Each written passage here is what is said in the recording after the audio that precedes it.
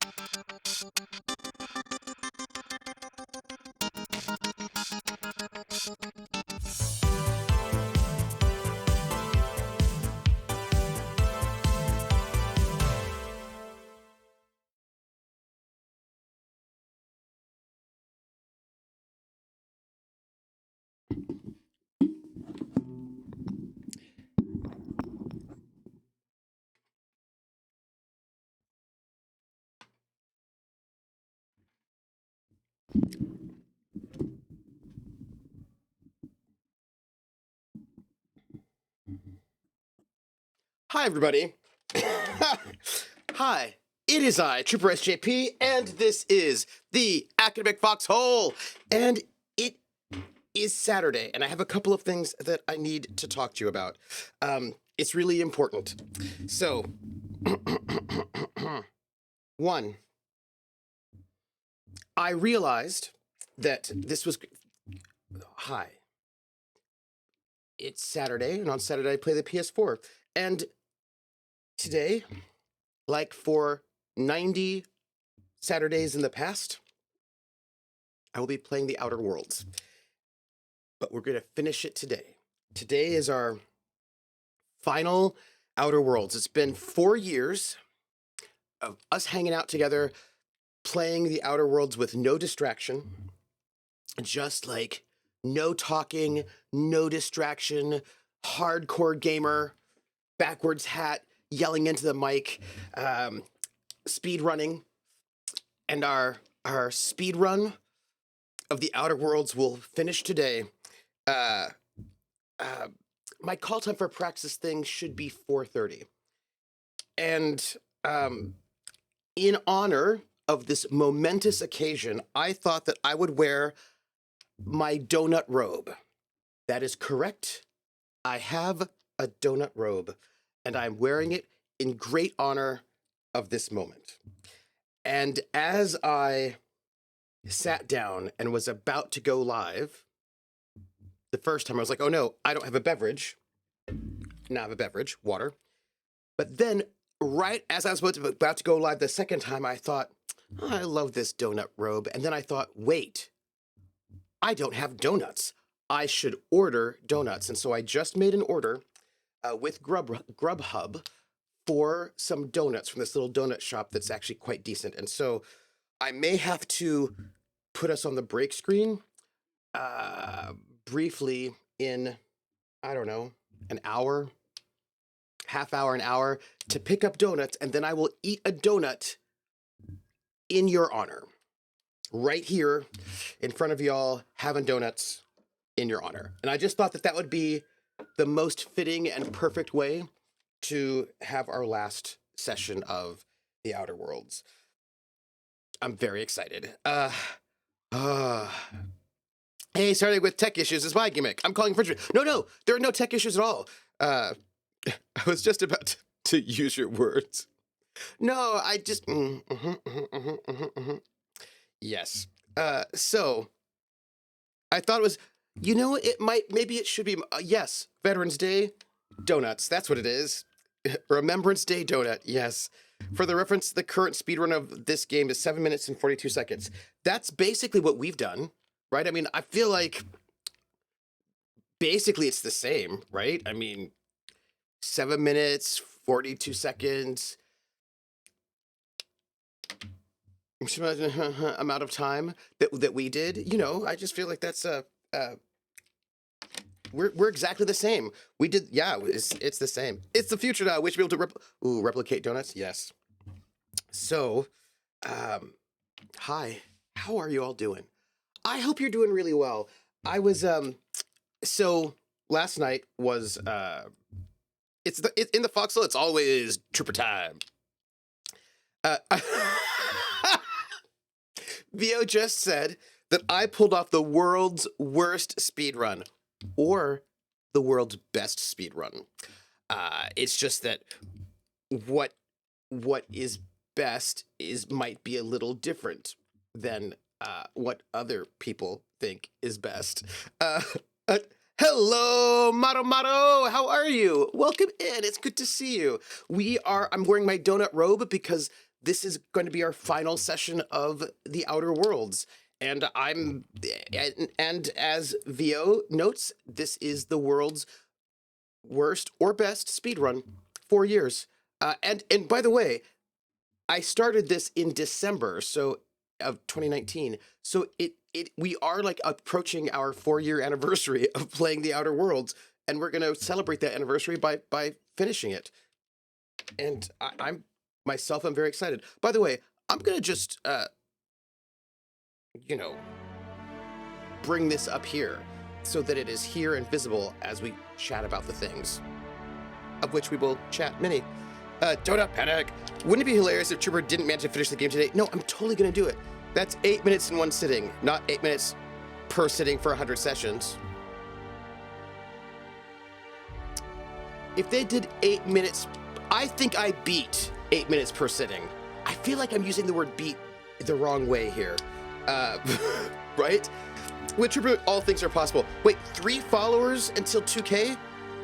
I forgot to put on my overlay, my in-between, what our 2K goal is, because I have one now, and I'm very excited about it. Here, we're gonna just do this.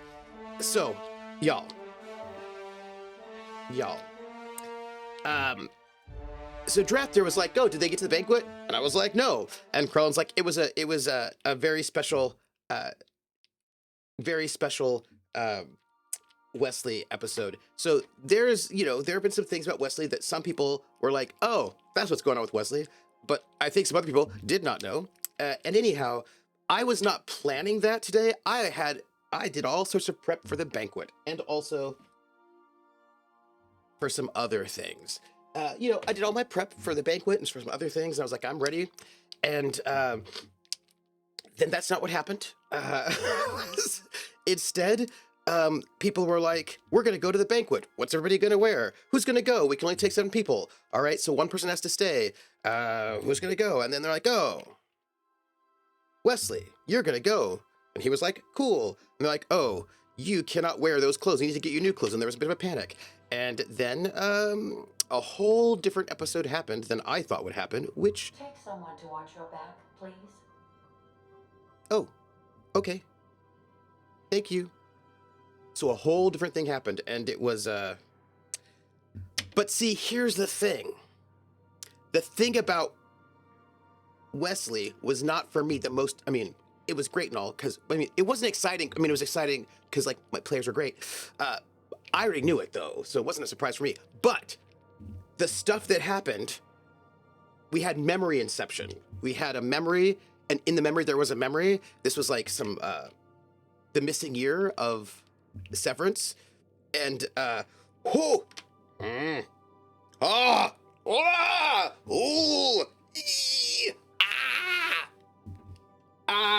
I have popcorn. So I was just, oh, my goodness. You know when your players are the best? You know when that happens? So that's what happened.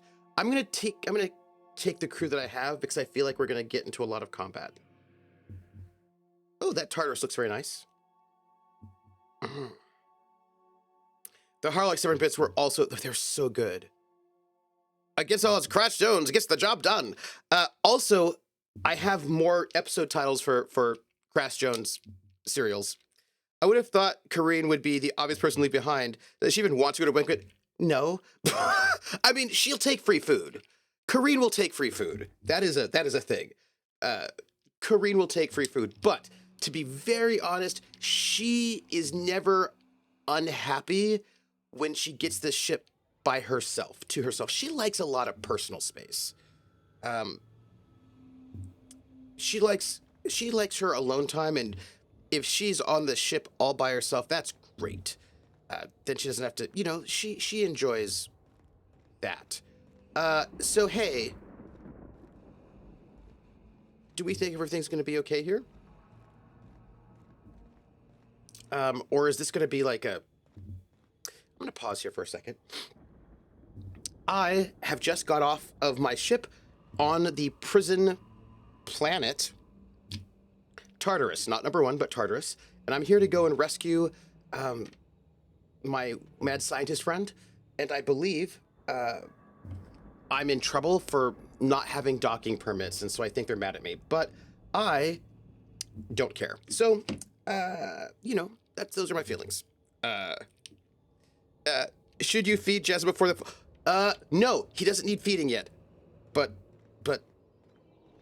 he will. By the way, I do appreciate that Krellin, Krellin... Right by us once. Now it's our turn. The board will never own Groundbreaker. Not while I'm free. Push on,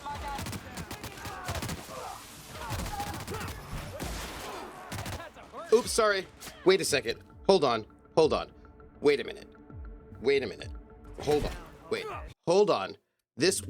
Sorry. I was not ready. Okay. I was not ready. Yeah, it was, and I should, by the way, make sure that I have everything visible. Okay. I was not ready. Oh, yeah. Is this thing on? Yeah, no. Krellin has clocked Kareen's vibe. She would go to the banquet if she felt like they needed somebody to stab people, but then she's like, oh, Quint can stab people, and she's got a good knife. All right. This crew of chuckleheads has got somebody who knows how to use a knife. I can just enjoy my time back at the ship. If Quint were not there, then Kareen would feel an obligation to go, but she would prefer not to. She would prefer to be on the ship all by herself and like maybe take a couple trips to the downport, grab a couple shots of alcohol, yell at anybody who might be talking to her, people watch a little bit, but like not in a way where people are going to expect her to have to talk to people, or will talk to her. Yeah. She'd go to the banquet, but only so she can scandalize high time eating her salad with her knife. Yes. Can't let your employers die if you want to get paid. Yeah, but, you know, she just got her recent paycheck, so she's, feeling good about that. Captain did right by us once. Now it's our turn. The board will Hi, never friends. own Groundbreaker. Not while I'm free. Push on, Margot. Oh, this is gonna be like a big fight all the time. Let's see. Oh, nice. Here's a little trick I learned in prison. Oh. Our friend was in prison. That's cool. The thing is, I've got all these allies here, but I don't want them to like get shot. Oops, pardon me. Oh, hi. So apparently I currently don't need to shoot people. Because, so there was a fight. These people were being friendly to us, which is great. And I really appreciate that. But, I've got an alibi at the moment. So, I can just avoid getting shot or shooting people. Let's go in here. Oh, no, there are a lot of people in here. That's okay. I'm just gonna look for like a... Are you new here? I didn't think we were hiring more staff. Are you talking while on shift? Oh, no. Don't tell anyone, please. Your secret's safe with me. Thank you. I think he must have found God in prison. Speaking of finding God in prison, I just want to find like a badge or a key card. But you know what? Krellin said to me that I do not need more stuff because this is endgame. And so... okay. I won't... There's a lot of... oh, hi. Pardon me. Excuse me. There's a lot of stuff going on here, and, maybe we can find a back door? We're gonna stand right over here. Hey, where are my friends? Let's see. Let's look at the map. I've got to look at the map. Where are we at? We're here. There's a bunch of stuff over here. That's great. We need to go here. What? Okay, well, there's a lot of map here. And I think that no, by the way, I am 40 kilos under my encumbrance weight. And I just want you to know that you should 100% be proud of me. Trooper, you need to take lessons from King Volten. Remember what your soldiers are for. Die! Hey, friends. All right, we're going to go in here.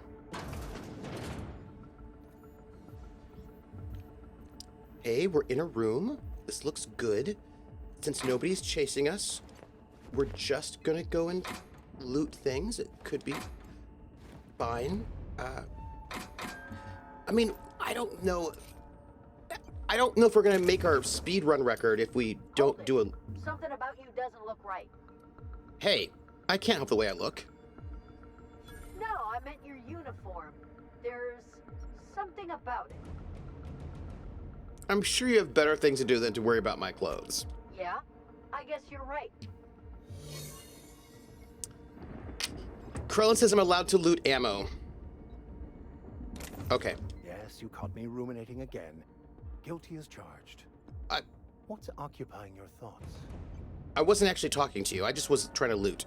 But now we're on our time crunch, so we can't loot anymore. But what is this? Is this like a key card? Nope. Look, examine. A list of passwords for something called a RAM. There are 3 columns, but only one is legible. The rest have been scratched out. Today's password from the column is 1 Akande. Right? Look at that. I got a password. Feel like I'm being very, very practically useful. We're going to just take whatever that is. What? Like, do you know every single guard who works here? Come on. Of course I do. It's one of the rules. Who the hell are you? Rockwell sent for me, and he'd be very angry to know you're holding me up. Apologies, sir. I'll get out of your way.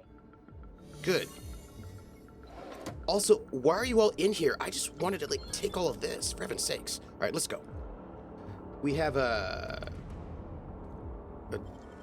door to get through. I hate when the game thinks I want to talk to a companion when yeah, right, me too. I hate when the game's like, oh, you, what, oops. You want to talk to a companion? It's like, no, I just really want to rob everyone. It's really all I want to do. It's not even really robbing. It's more like They call this taking from the rich. Perhaps we should all meditate on that as we make our descent. They say nobody's Oh. ever broken out of the labyrinth. Didn't say nothing about breaking in, though. Oh.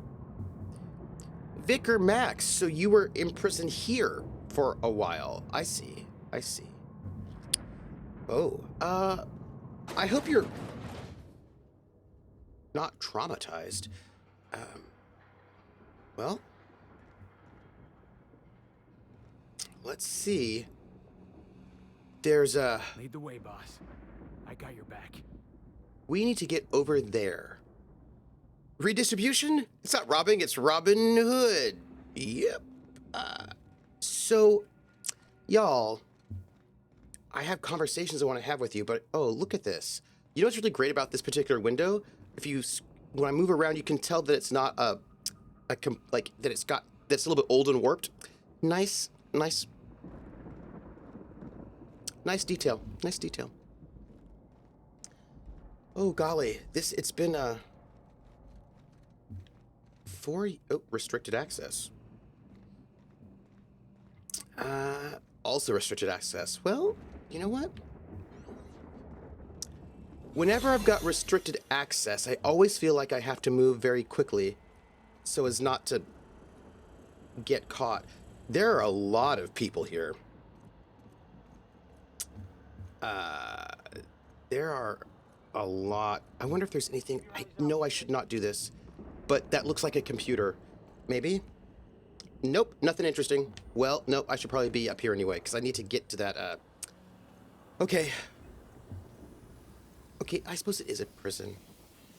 Conversations are not allowed. I didn't think we were hiring more staff. Are you... I was hired to test your security procedures. Congratulations, you passed. Oh, that's great. Thank you, sir. No, thank you for your vigilant service. Carry on. Yes, sir. Okay, you know when you're trying to infiltrate a place and you are gonna if you dilly-dally by looting, for example, you're going to run out of your alibi meter, and so you don't. It's like I'm speed running. Hey, look at this. Look, there are vending machines, which I'm going to see if I can sell any stuff, right? Just like, I'm sure I've got junk I can sell. Oh, hey, look, I'm going to sell stuff. Here we are together at the end. Hey, Max Ryder, how are you? No, it's the employee lunchroom. No, you've not missed me yet, but I am going to sell a couple of things. Not many. Anything over 10. Now, I know that you're thinking, Trooper, don't need any of these things. You could probably sell all of them, because none of them, you will need none of them. Wait.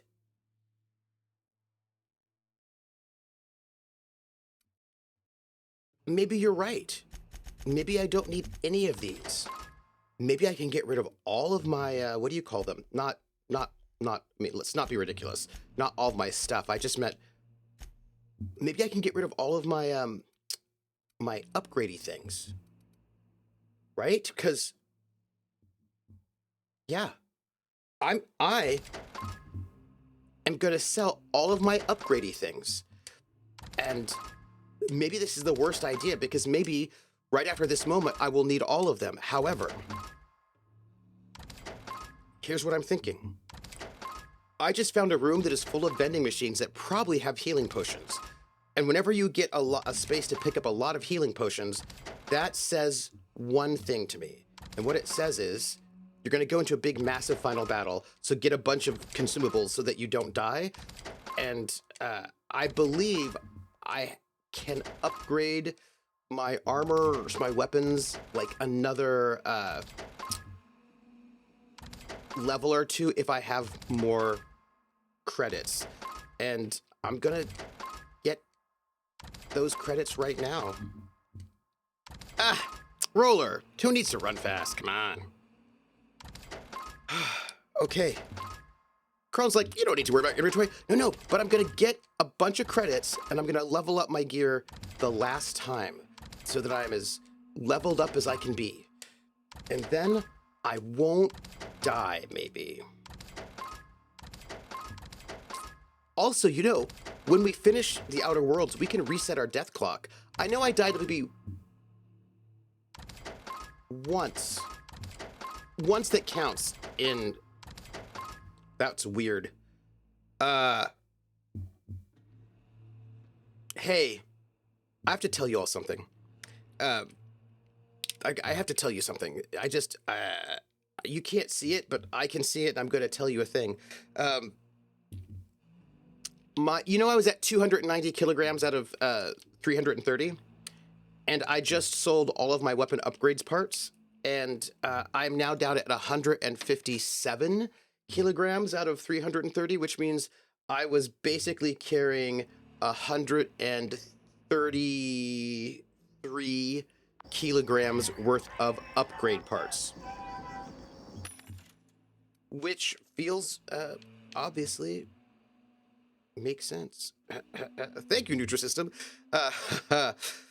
Where's the death clock? Right there. Save some food on account of that food addiction. Yeah, and I think... Oh, I need to eat, by the way. It just turns out I have a food addiction. I'm not going to sell anything else. I just... Wow, look at all these weapons they got. But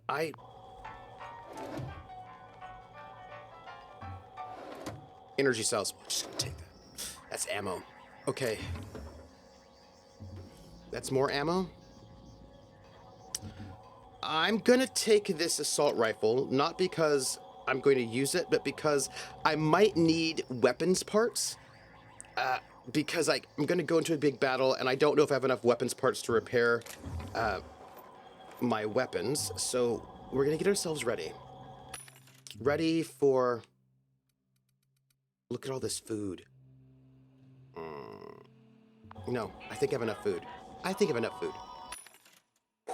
God, murder, death, kill. Oh, okay. Happy... Okay. Wait a minute. I'm sorry. I have to read this. Cacao ribs. Ribs from a cacao. Our ribs can't be beat because they're dripping with some meat. They're dripping with... Okay. Well... Skulls for the skull throne. All right, this is us. This is us. We're going to go to this workbench, and we're going to try to upgrade our weapons. And let's see. We don't want modify. We want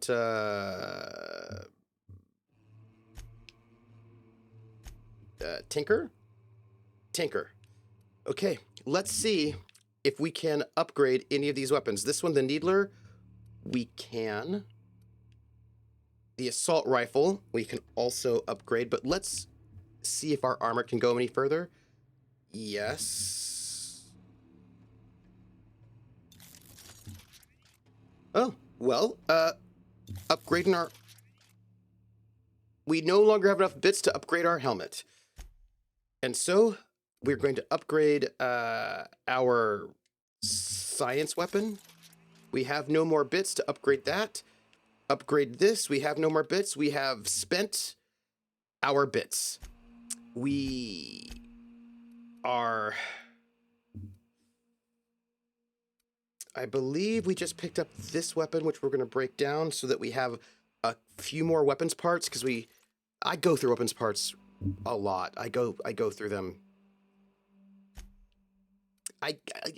Quite a few of my stuff gets injured, you know what I mean? And, well, okay. This is it, everybody. We're,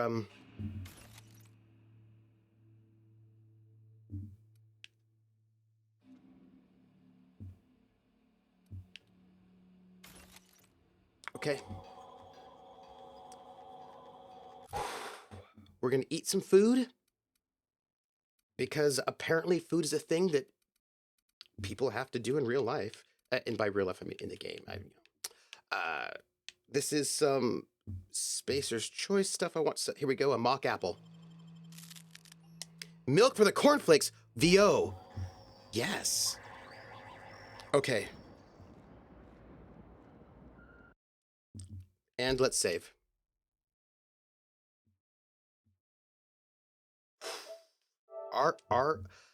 You know what, though? What do you want? How much you want to bet that when we go through this door, people are just going to chat with us in a really friendly way, and it won't be a problem at all. People will be like, hey, how you doing? And I don't even need to worry about it, because I just get to walk around, and nobody's going to be mad at me, and I didn't even need to, like, upgrade all my stuff. 133 of upgrades. So the only reason you were over encumbered this entire time was upgrades you were never going to use. Yes, I did use some upgrades. I did. I upgraded some stuff. I saved. I'm pretty sure I saved. Okay.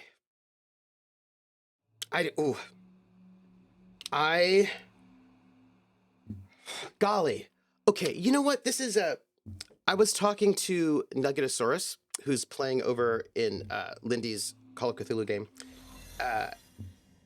And we were chatting about Mass Effect. And it was great. We were just chatting about, you know,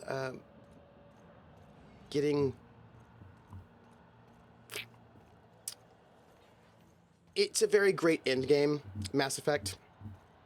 And, okay, well, all right, let's... There's so many of you, everybody. There's so... and they're gonna yell at me. I'm running out of... What was that? Yeah, nothing? Are you new here? What? I didn't think we were hiring more staff. Yeah, what's it to you? Whoa, nothing. I was just asking. I was going to welcome you aboard. I don't need a welcome. Okay, all right. Good. Okay, my alibi's up. What if I don't have to kill everybody? What if I just have to, like, make it out?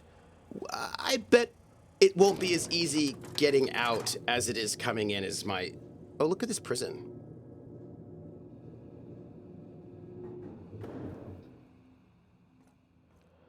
Okay. We need to go over here. This is some kind of panopticon business. Stellar base counting on us. What for? Oh, cool. I think my friends are shooting people right now. I'm gonna just go through this door though, so we're gonna just keep walking. We're gonna we can talk our way out of it. Just talk our way out of it. Hold it. Something about you doesn't look right. You got a problem with the way I look? That's not what I'm saying. Damn right it isn't. Whoa, forget I asked. That was a commander. And this guy's got a big scythe. All right, we are going to get through this whole battle without even fighting. I don't think that's true. Because I think that our alibi is going by real fast. So we're going to just do as best we can, everybody. Best we can. Just stay Starky, okay? Excuse me, real quick. I'm going to close this door. I would like to close this door. Close. Because I don't need them... What is this? The team to lead Halcyon. Chairman Rockwell and Minister Clark. Well.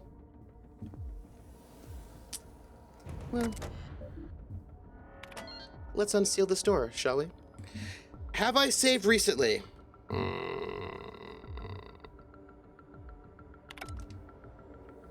You know, that's a good question. It's a question that we're going to avoid having to answer by saving right now. Because I did not save as... I did save, it just wasn't that recent. Okay.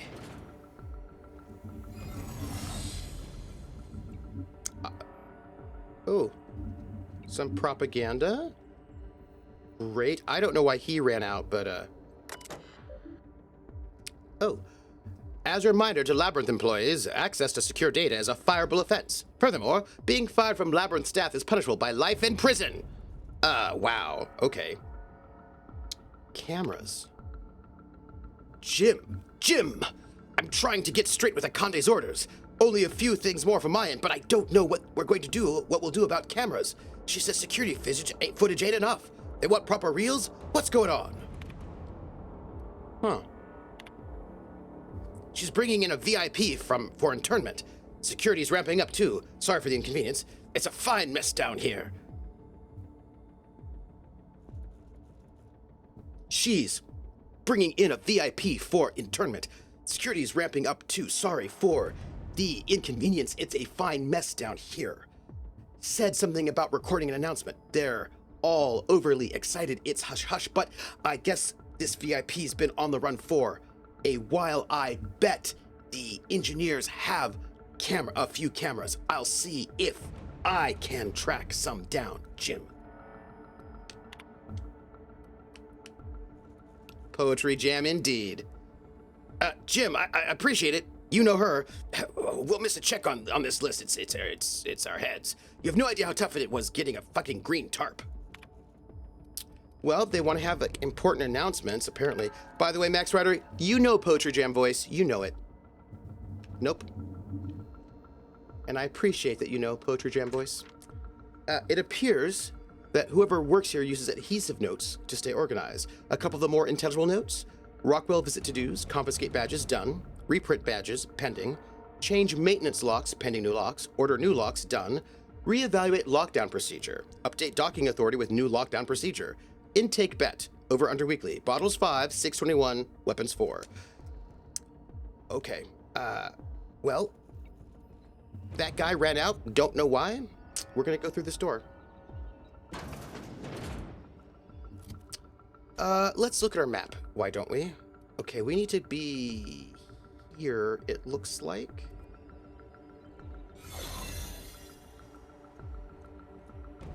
Okay, well, elevator.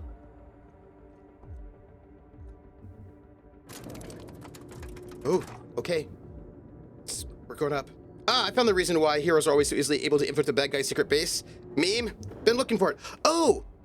I know the other bad guy, the villain, you know, the to-do list for villains? MSI.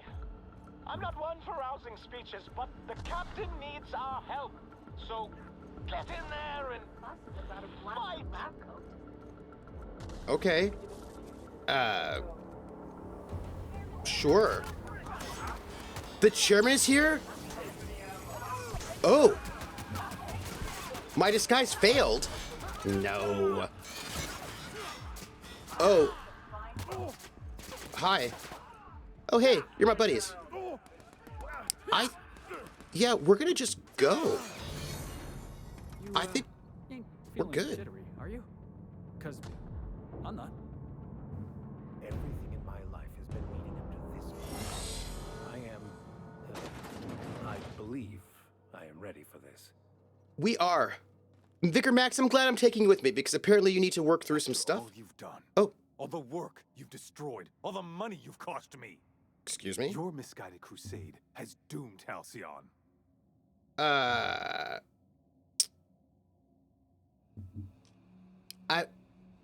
Jezza is a hacker and a bartender, and so therefore he's going to say, what can I say? I like to cause trouble. Fantastic. The biggest thorn in our side we've ever had, and you just like to cause trouble. In any other circumstance, I'd admire your boldness. In this one, however, I have only 2 words for you. Fuck off. Rude. The guy in the lower right is the mad scientist that brought us out of suspended animation 4 years ago, in real time, and who is the person who has the knowledge to help save all of the suspended animation colonists on the lost ship, the Hope, where I came from, and with their combined knowledge, perhaps we can save the entire universe.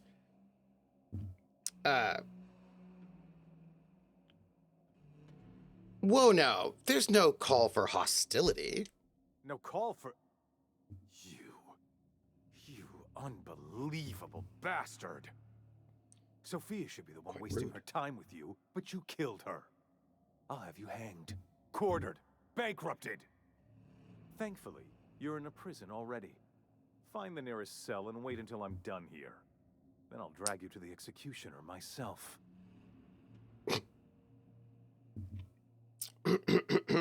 No full face helmets. My minions will have plexiglass visors so I can see who I'm talking to. Absolutely. That's such a good one. My meme is about an effective operational security, which depends on establishing and enforcing norms. It states, no behavior is suspicious in the abstract. That judgment can only be made with reference to some accepted code of conduct. Wait, a felony? Oh, I've made a terrible mistake. Please, don't arrest me. Is that sarcasm? Yes. Do you know what I do to people who employ the lowest, most base form of humor? I fire them. Oh. Alas, as you are woefully unemployed, I'll have to do the next best thing and have you killed. Rude. In the next room is the finest automechanical purveyor of death ever made. Try not to scratch the paint with your skull. It was fucking expensive. Oh. I'll be there before you know it. I have to eat food. Not me, but Jezza, because my food addiction has kicked in yet again. And remember, the food addiction is there so that I am forced to get things out of my inventory, and also immersion. Bold words for somebody behind a screen. Yes. And if you're a minion, you basically have no point of reference because working for an evil overlord is, scientifically speaking, weird as hell. That's true. I also don't know.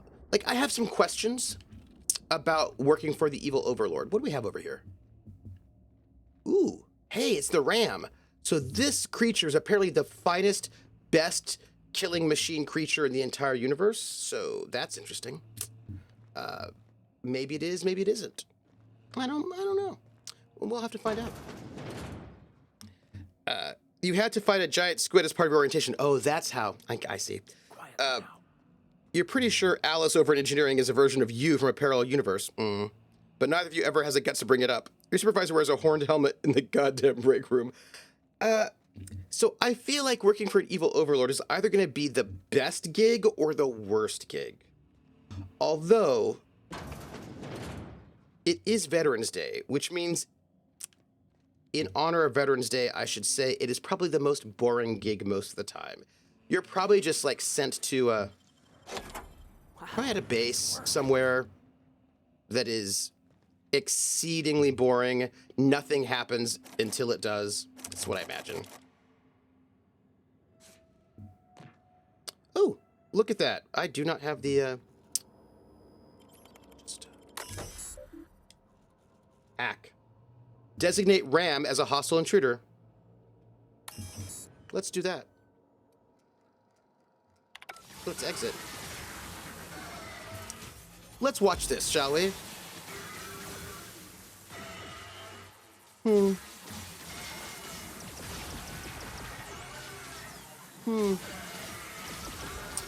Look at that. Our robot's being attacked.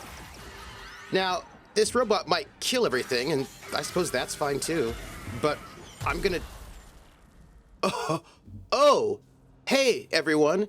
Turns out that robot is called Ram for a reason. And that reason is that it likes to ram things. I'm gonna just be aware of that for the future. Yeah. So when you're confronted with a new hire who's really obviously 3 raccoons in a trench coat, you gotta ask yourself, is this normal? Should I be reporting this to someone? More importantly, do I want to make this my problem? And for those who make it as minions, the answer very quickly becomes no, I do not. Oh, that does make sense. Crone's like, it's the worst gig. The best version of working for an evil overlord is being the dragon who is the one that actually does all the work. Yeah. No, I just need to find the remote called Finished Game. Yeah, let's save one more time, shall we? By the way, I've been able to get through almost all of this situation without getting into a fight so far. I just have walked through with my amazing silver tongue. I don't think that's going to happen here, but the robot's on the move. Yeah, peaceful intimidation techniques, right? I was reading testimony from RAF pilots who served in the Battle of Britain. They described it as long periods of boredom punctuated by brief periods of terrifying violence. Oh, it's looking at me. I don't. Okay, I saved, right? We're gonna do it. We're gonna try something. We're gonna see if we can bypass this big, massive robot. I think the answer is gonna be no, but let's see. Processing data. Sweeping Hi. the area. We've got a fight on our hands. Oh. Oh, wow. Okay, give me one moment, if you don't mind. Let's just do this for a second. It has got a huge, massive shield.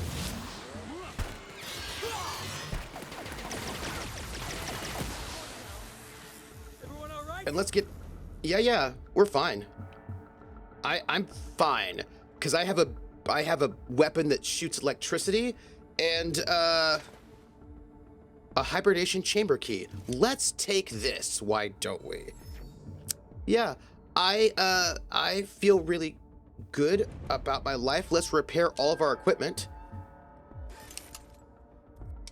Repaired?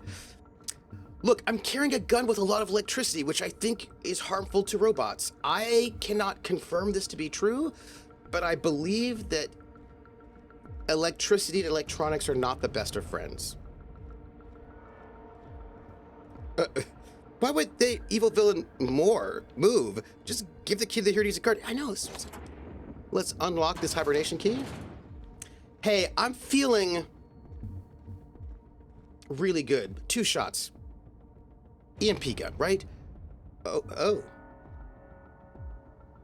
Sounds like they need better maintenance. That's fine. This is very nice wallpaper for a prison. It's really nice wallpaper for a prison. Yeah, and are they like what? Let's stealth a little bit, shall we? And let's also what's going on? This is a really, really fancy place. Upstairs, it's a hotel. The prisoners do all the labor. Wait, is this the Hotel California that you can check in? You can check out anytime you like, but you can... Oh, excuse me. Oh, I didn't have to kill him myself. I have shot 2 times in this entire prison situation. I'm gonna just let you know that. Also, I'm just checking to see where my donuts are. They're on their way to me. I'm very excited about this. You know what? I feel like we probably could have taken care of this. All right. No, I'm not the villain. I'm gonna save. I'm the snarky bartender hacker. I'm probably played by, I don't know, somebody charming from the 80s. You know, somebody has like a little bit of like a sly grin. Okay, let's use this, shall we? Hi. Hey, friend.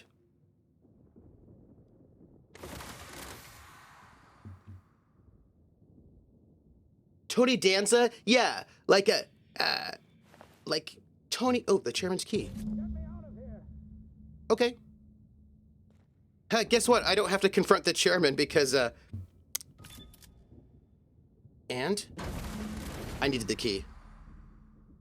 Like, no, somebody like snarkier. You don't know how Hi. glad I am to see you.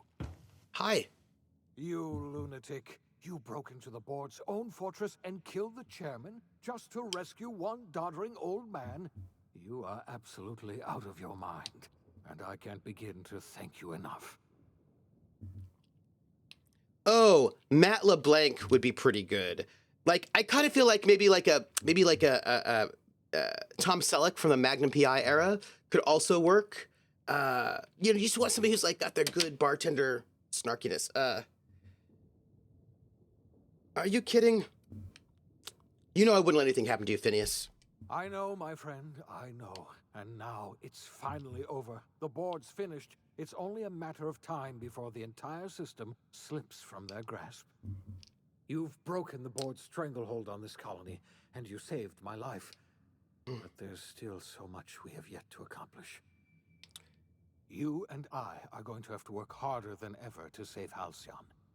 I'm afraid the situation is far worse than any of us ever anticipated. Hi, Missile Monkey. So, Max Ryder, this guy is a mad scientist, and he broke the law. So I was on this ship called the Hope, which was one of these big generation ships with all these people who are put in suspended animation and sent across the universe to come to colonize this space. And there were 2 ships, the Hope and the Groundbreaker, and the Hope got lost. The Groundbreaker made it. And there's like like 10,000 people on that ship or whatever. And it was finally found later, and the board was like, we don't care about this ship. We would rather not do anything about it because it's embarrassing. And everybody in this place are all dying of malnutrition, and they don't realize it, I don't think. Anyway, this scientist is like, I think we can bring these people bring them out of suspended animation. They're like scientists on there. They're like people who might be able to help us with this problem.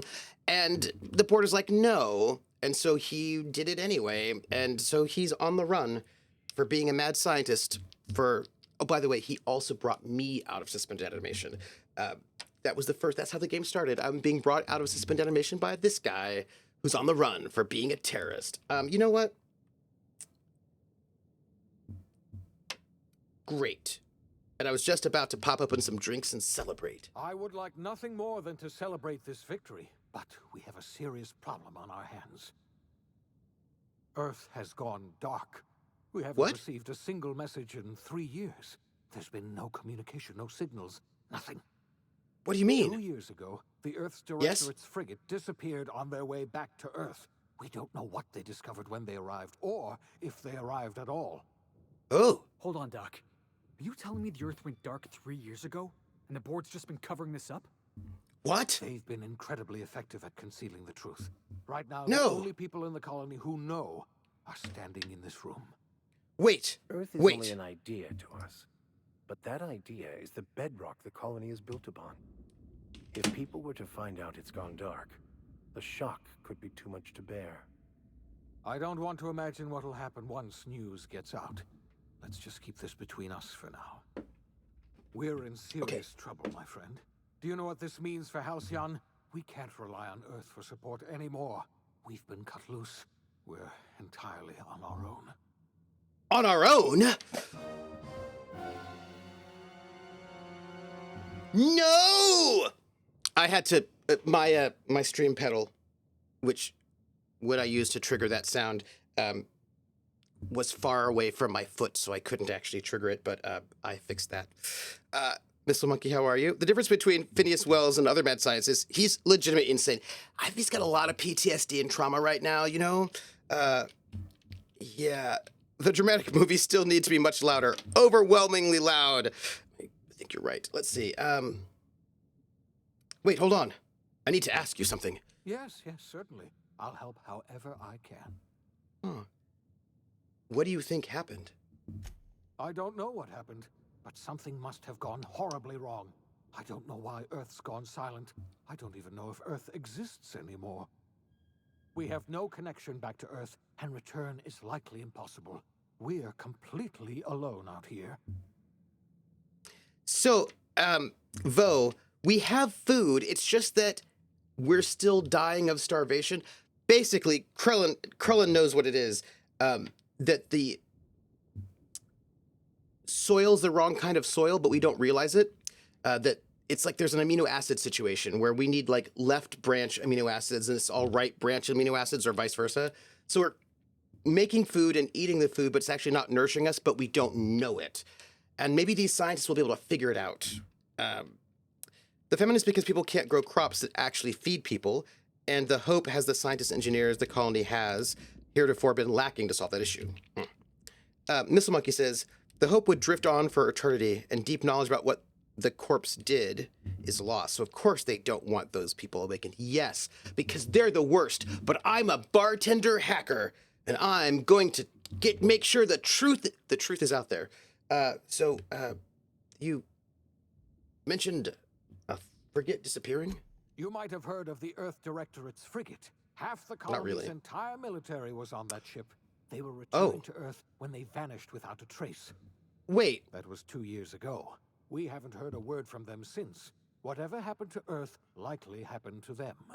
Wait a minute.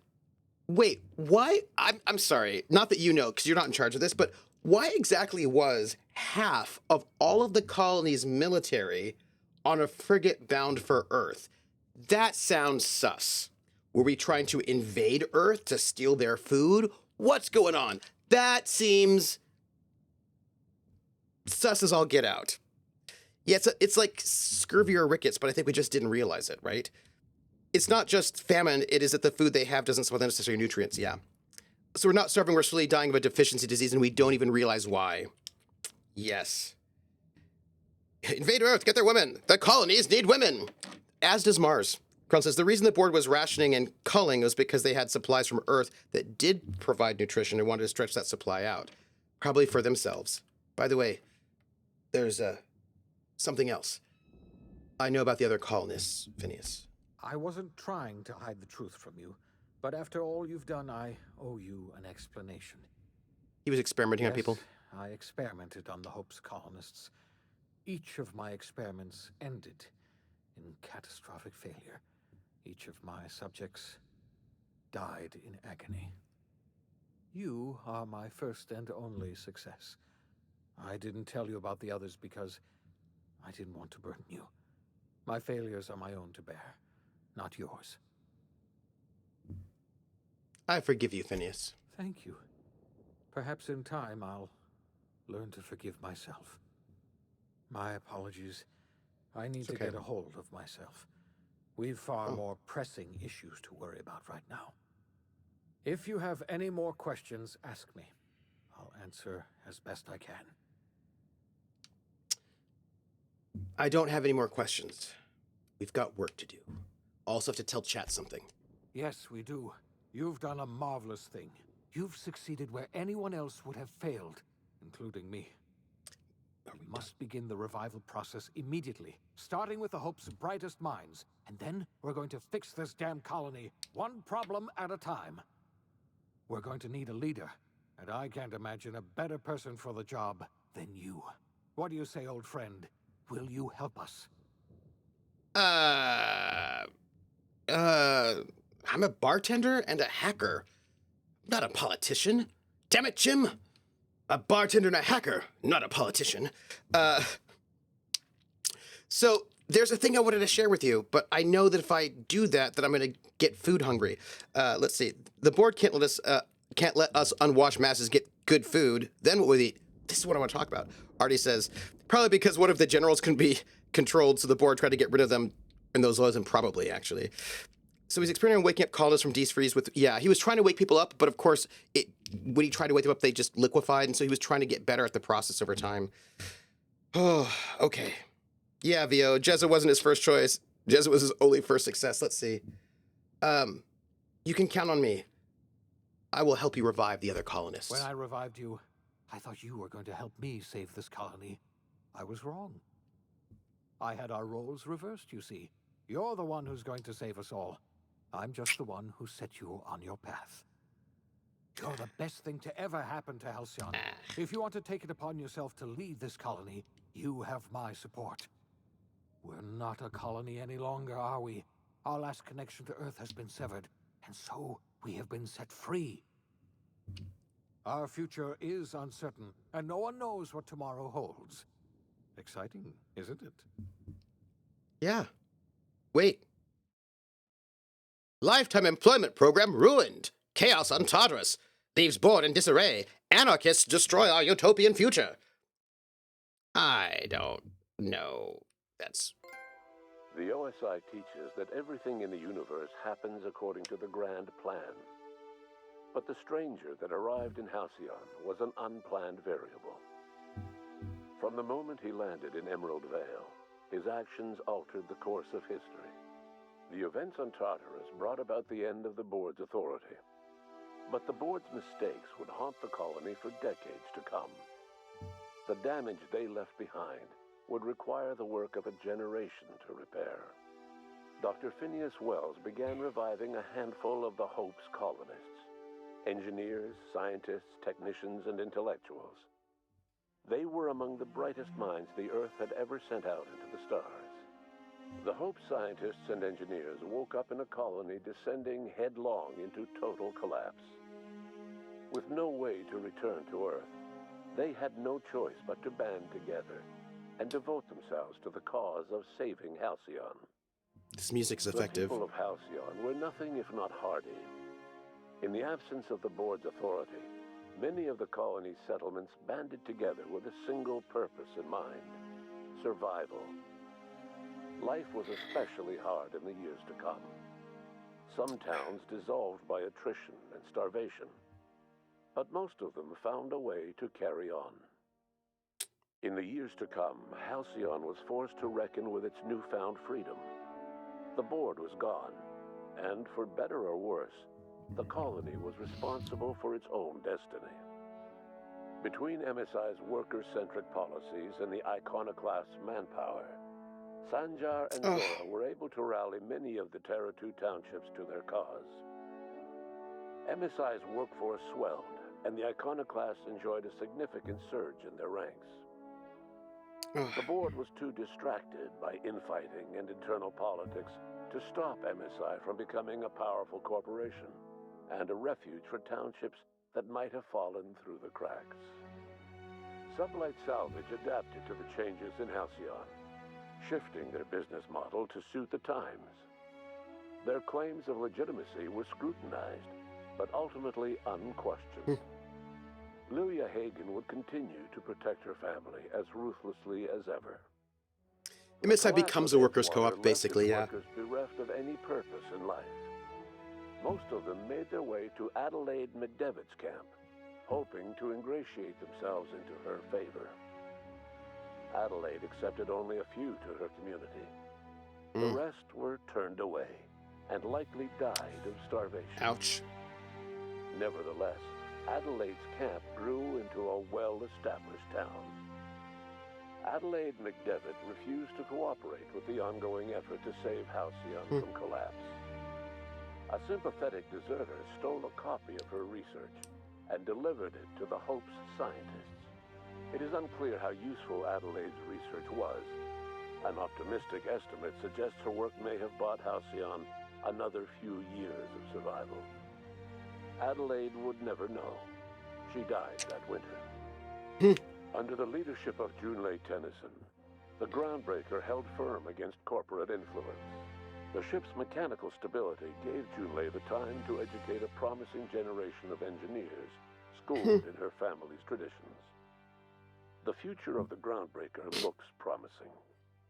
The rediscovery of the Hope and the abandonment of the lifetime employment program forced Byzantium to come to terms with some uncomfortable realities about the state of Halcyon. While Byzantines were reluctant to surrender the luxuries they'd grown accustomed to, the board's diminished authority gave them little choice in the matter. Good. Nearly everyone had to learn to make do with less. Some even had to get jobs. What? It was a dark time indeed. Oh, I'm sure. Even the Gorgon asteroid, though a distant enigma to most of Halcyon, felt the aftershocks of your actions. Olivia and Minnie Ambrose worked together to cure the marauders Adrena Time had created. Through their partnership as scientist and administrator, they discovered the harmony that had eluded them as mother and daughter. And through years of patience and effort, they discovered the means to wean Halcyon from the scourge of Adrena Time. Their work eventually allowed Wells and his scientists to treat many of Halcyon's marauders. As their addiction waned, the colonists who had lived for so long under the thrall of Adrena Time returned to their communities and loved ones, and joined in the effort to save Halcyon. In spite of everything, the Gorgon asteroid remained a sobering reminder of the potential for progress and disaster in humanity's most ambitious efforts. The Rizzo's company in Halcyon dissolved after the collapse of the board. Good. Needless to say, the launch of Spectrum Brown was indefinitely delayed. Good. A stockpile of Spectrum Brown remains buried deep beneath the ruins of the old distillery, abandoned to time and attrition. Should be With the dissolution exploded. of the board, Ruth Bellamy found herself without the two constants in her life. Oh, Max. Byzantine culture I'll tell and you. her sister, Belinda. It's In bad. the face of this new reality, she struggled to find a direction for her life. The colony had moved on from Halcyon Helen and would require new heroes in the years to come. It's like, And so, Ruth Bellamy decided it was time to exit stage left. She quietly disappeared from public view. The dissolution of the board did not mean the dissolution of the ambitions of Cedric Kincannon, the charismatic leader of Sublight Underground. Cedric offered Slug's transportation services to the newly thawed colonists and set to work ferrying resources and food wherever they were most needed. For better or worse, Slug headgear became fashionable in the following years. I've got to tell you something once we're done with this began cutscene. to disintegrate, Spencer Woolrich found himself at a crossroads. Cling to what little stardom remained to him, or help usher Halcyon into its new future. To the surprise of many, perhaps himself most of all, Spencer chose the latter option. Having learned a variety of different skills in the many different roles played throughout his lengthy career, Spencer founded a radio serial dedicated to staying alive despite the odds. His subjects included how to survive violent encounters with only grazing wounds, dispense pithy one-liners for tense scenarios, and, of course, how to look good doing both.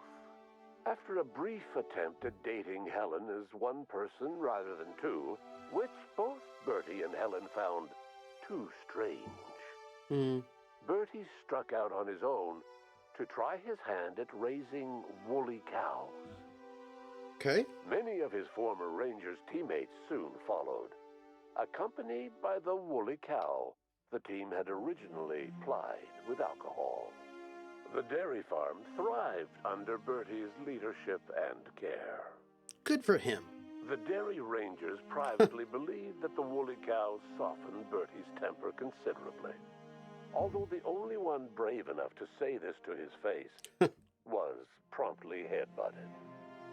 Due to the board's dissolution, many of the Prophet's old customers no longer found quite the same value in productivity seminars that they once had. Good. With her business drying up, the Prophet chose to take her followers down a new path.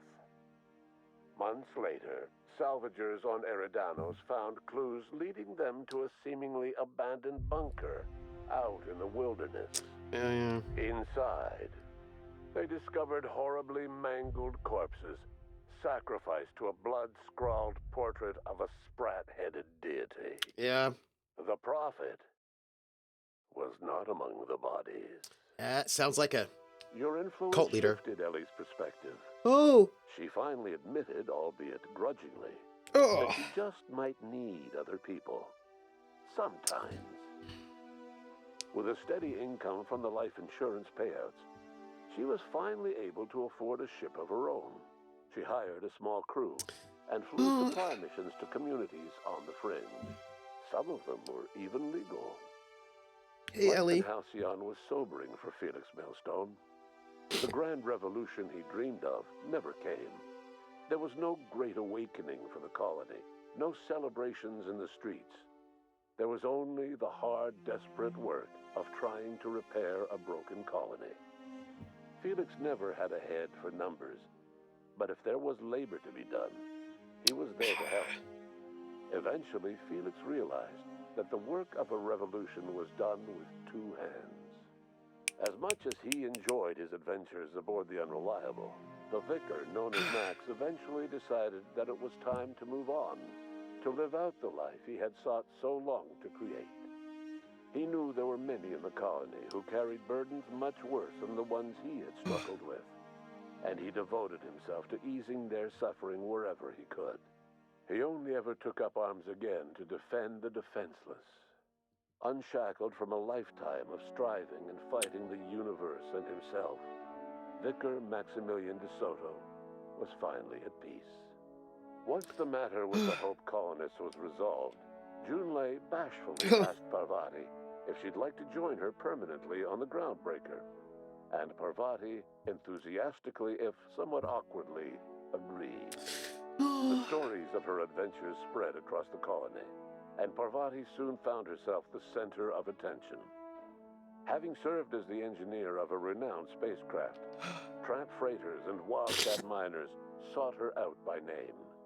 And in no time, she was a fixture in the Groundbreaker's mechanical ecosystem. She and Junlei were never far apart. Nyoko returned to Monarch to take another crack at making a permanent life for herself. She formed the Charon Group, a mercenary outfit of ragtag survivalists and wilderness experts. Anyone in need of a guide, or just looking to throw back a beer and swap stories, could find her camping on the trail or clearing an infestation. The SAM unit that accompanied you spread awareness of the product line's superior sanitation and maintenance capabilities across what was left of the colony. This led to a boost in SAM unit sales. Did you know that SAM units are the longest-lasting, toughest-acting cleaning solution in Halcyon? I've heard that. Minister Clark was released from house arrest, and his contact with you gave him a sense of renewed purpose and vigor.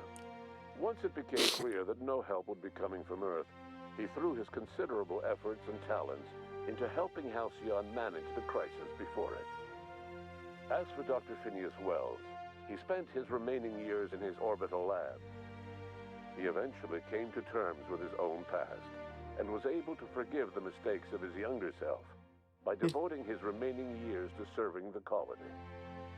Dr. Wells was able to revive many more scientists and engineers than he first expected, thanks to the additional batch of chemicals you stole from the Ministry. You know. Wells never forgot about the human lives that were lost in acquiring these chemicals. In the end, Dr. Wells was able to save every scientist and engineer aboard the Hope. Over the next decade, nearly all of the Hope's remaining colonists were successfully revived. Halcyon saw a period of rapid technological and scientific advancement. Breakthroughs in dietary supplements saved the colony from starvation. Geoengineering projects and social reforms began to change the structure and character of the colony.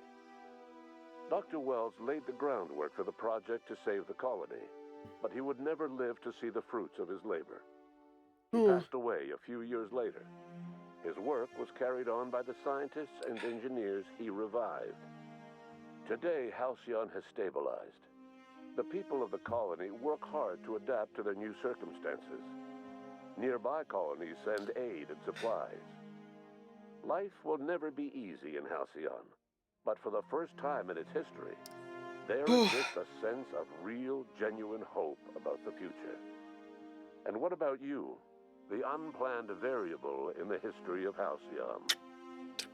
Long after Wells passed work in a away, bar? you carried on his work with more energy, determination, and brilliance than he could ever muster. I was pretty good at tech The years science. that followed were hard, but Halcyon survived by the efforts of the Hope's most promising colonists, the greatest of which was you.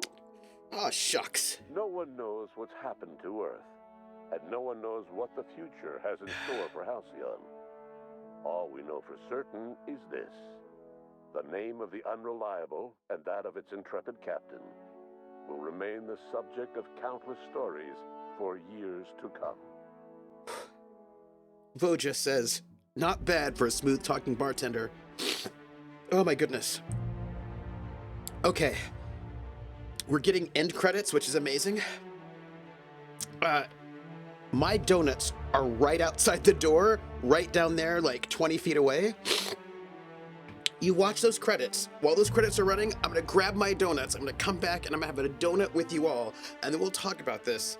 Give me 1 second. Well, I'll be like, it won't be 1 second, but it'll be like a minute. Give me a second. Oh my goodness.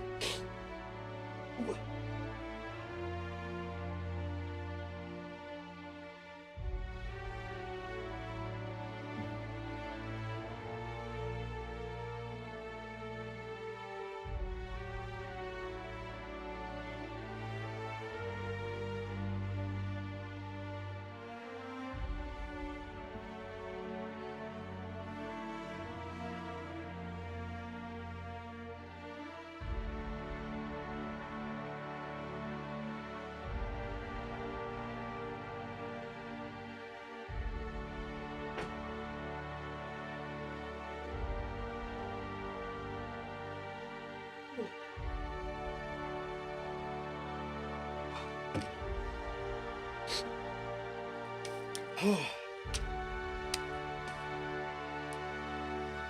back.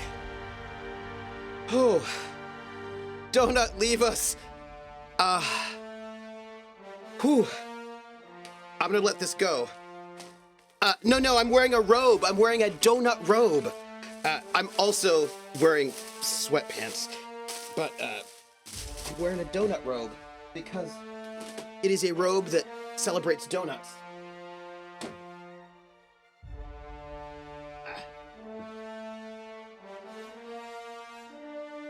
These donuts did not come with napkins, but I have napkins down there in case I spill things, and oh my goodness.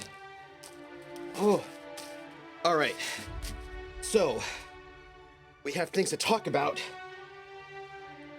Obsidian University. Well, that's interesting. Special thanks to KT for saying yes, Kemsky for likes, times of supply of salt, Louis, many thanks to my mommy, thanks to Icewell Company for the birthday campaign, to the loves of my life, Kelly and Samantha, thank you both for staying with me. Thanks to my wonderful husband, Hiron, for all his love and support. To Darian, thank you for your unwavering love and support. I couldn't do this without you. To my family, and Hobbykins Matt, to Elaine and Ted Straub, thank you for support along my journey. Thank you to everyone who's taught and contributed to Obsidian University. Thank you to our focus testers. Development babies, in memoriam. To my grandfather, thank you always for supporting me. I love you. People who did a bunch of service there. Ashley Birch as our voice production. Darren DePaul. Oh, wow. Okay. Oh, some good names in here. Who else do we have here? I don't recognize all these folks down here at this point in time. Okay. These credits are going. Look, I'm not getting rid of the credits because, when I was very young, one development wedding, I'm wearing a donut robe while eating donuts and reading us questioning the donut robe. It's a lot of donuts is what it is, but that's important. And Parvati does get top billing. Absolutely. And also, yeah. I think I feel human again. Went hard at the work party last night, so I felt groggy. Oh, I thought you felt human because of, wholesomeness. I always watch the credits. All those people did. Okay, thank you, Max. Yes. When I was young, I was pretty. People talk about when you're about being impressionable, being young and impressionable. I have also frozen lemonade, by the way. And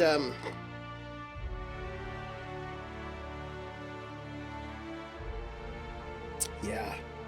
Ooh. And not to mention sub-badge donuts. Oh, donuts. Was I ever young, really? No, those are donuts. We've got a bunch of different types of donuts in there. So, people talk about being young and impressionable. I like to think that we can always be impressionable, but I was pretty young when I was at the movies and the movie was over and somebody said, oh no, we have to sit and watch through all the credits. It must have been like 9 or 10. And I was like, why? And they're like, well, that's because all these people worked really hard on this film. And we know the big stars, but these are all sorts of people who did all of this work. And, sitting through the credits, right, is a way to support these people who do all the work behind the scenes to make these things happen. Right? Like the people who are doing the carpentry and putting up the lights and all of that. And they said that and I was like, yeah. And ever since then, I've always sat through the credits because these are people who did a lot of work. You know what I mean? Like they worked hard on this too. But we are young. I came out of the room a scholar and a vet. I was taught to sit through movie credits too. Game credits are just an extension of that. Yep. A fourth wall break inside a fourth wall break. That's like 16 walls. Yes. Yeah. Max, I don't remember when I started doing it. High school, college, a little after. I've been doing it for a while. And do you want to know something really interesting? Not that this matters, right? I feel like you sit through the credits because you know, people did some work, right? Carlin says, my credits watching habit started because my brother's name is Joel, and Christine Baranski's character on Sybil once said, there's always a Joel, so I started looking for Joels. Oh, that's cool. You did watch the full credits for BG3. Oh, I should, yeah. Maybe there'll be an Outer Worlds 2 spoiler at the end. Oh, Roller, you just made me realize that I suppose some people stay for all the credits because of the habit of doing those post-credit teasers that the Marvel people did.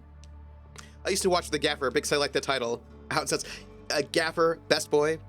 Chromatic says, I didn't, but through Happy Jack's TTRPG out of LA, I'm meeting tons of industry people, so I do it now.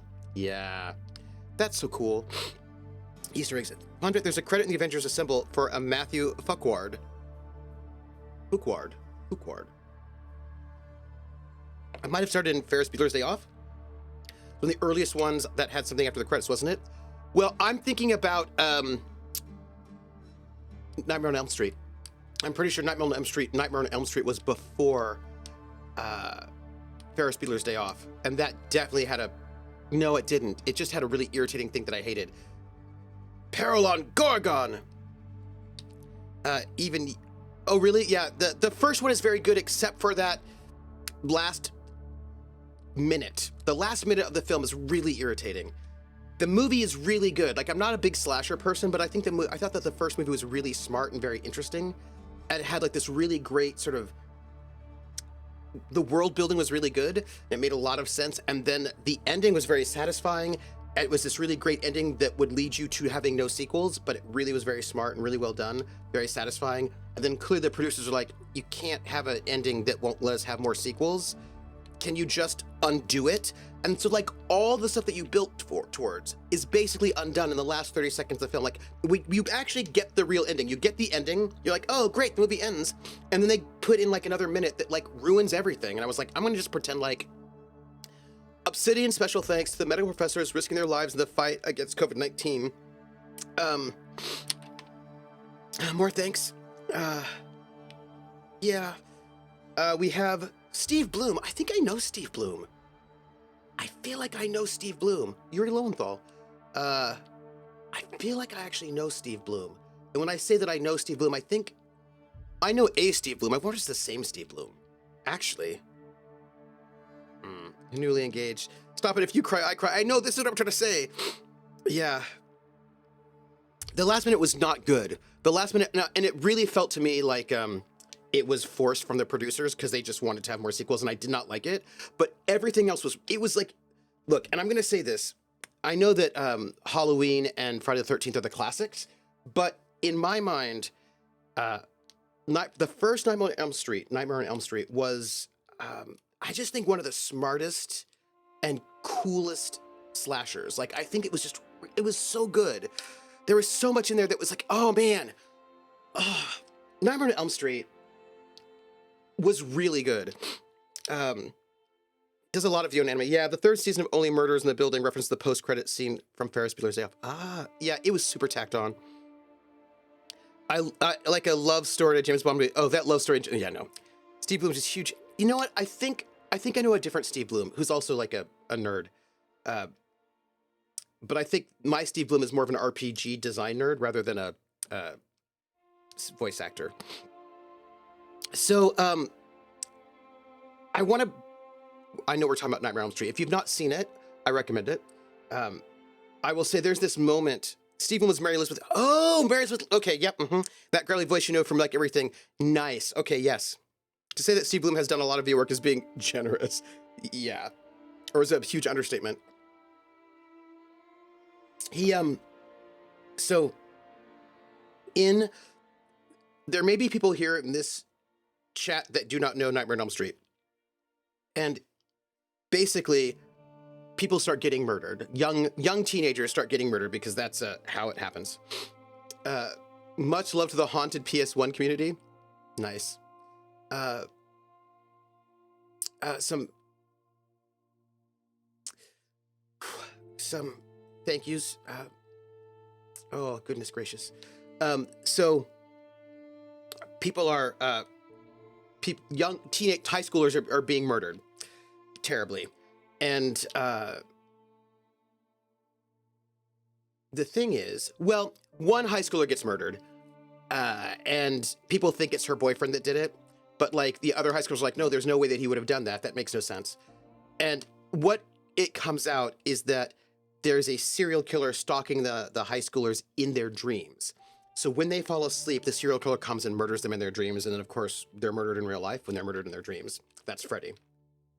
And so the high schoolers are trying not to fall asleep. Like the whole thing is like trying not to fall asleep. And there's a lot in the film about like, are you asleep or are you awake? Like the line, oh, interesting.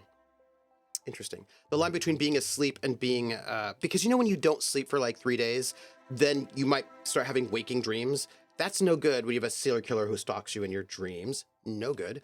And there's this, I haven't seen Nightmare on Elm Street, but I've absorbed the basic plot through cultural osmosis. Oh, okay, yeah. And there's this moment early on in the film when I think the main character, Heather Langenkamp's character, Nancy, not sleeping really fucks you up, which makes the whole thing like quite good, actually, right? Because there's this moment where Nancy, I'm pretty sure it's Nancy, the protagonist, she's sitting in the classroom in high school, and there's this moment. They're in English class, and I think it's like a fellow student like starts speaking. He looks very pallid and strange, like maybe he's dead, and he says, "To sleep, perchance to dream, but there's the rub, for I would be king of the universe in a shell, like in a walnut shell, if not, or I had bad dreams." And like this was, when did that film come out? Hold on, let me see. And it was just like so creepy and well done. Also, she was asleep, and that was not good. Nightmare. So no, Nightmare on Elm Street was 19. No. That's way too late. Nightmare on Elm Street. I feel like that's early 80s. 84. Yeah. Okay. So it's from 84. So I was 12, right? So this is the same time period that I'm getting into RPGs, and it was one of my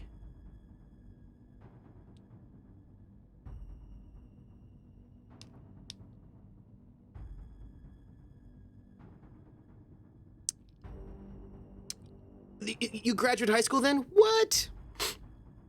Wait, Max Ryder, you graduated high school in 1984? I don't believe you. I'm just saying. Let's see. Oh wait, Peril and Gorgon was recommended. Did all of that, right? That's great. And let me close this. Great. I'm gonna come to our chat screen for a bit. We might have other things to do, but we're gonna come to chat screen first. Because I want to catch up on chat and then tell you some stuff, right? I could be king of the universe. I could be the king of infinite space in it's like a walnut shell, maybe. Hold on. To sleep, perchance to dream. No more. But there's the rub. Hold on, let me get it. I want the actual full one. Because I don't think they actually gave you the full one, but let's see. To be or not to be, that is the question. Hold on a second. Let me do this so that I have a bit more space there. There we go. I need to have it. Here it is. This is it. This is the quote, but now I've got to catch up on chat. Not sleeping. Yeah. VO once did not sleep for 4 days. No good. And one of the most devastating deaths is played by a very young Johnny Depp. Oh, very good. Missile Monkey, you know. I don't think I've ever seen it all the way through, just bits and pieces, but I know the story. Kron says, I slept finally last night, but I'd only slept like 10 of the previous 84 hours. Yeah, that's no good. Yeah, it's people hallucinating. It's no good. There's a really good podcast called The Edge of Sleep that involves having to stay awake. It's really good. Oh, yeah, it's a Hamlet reference.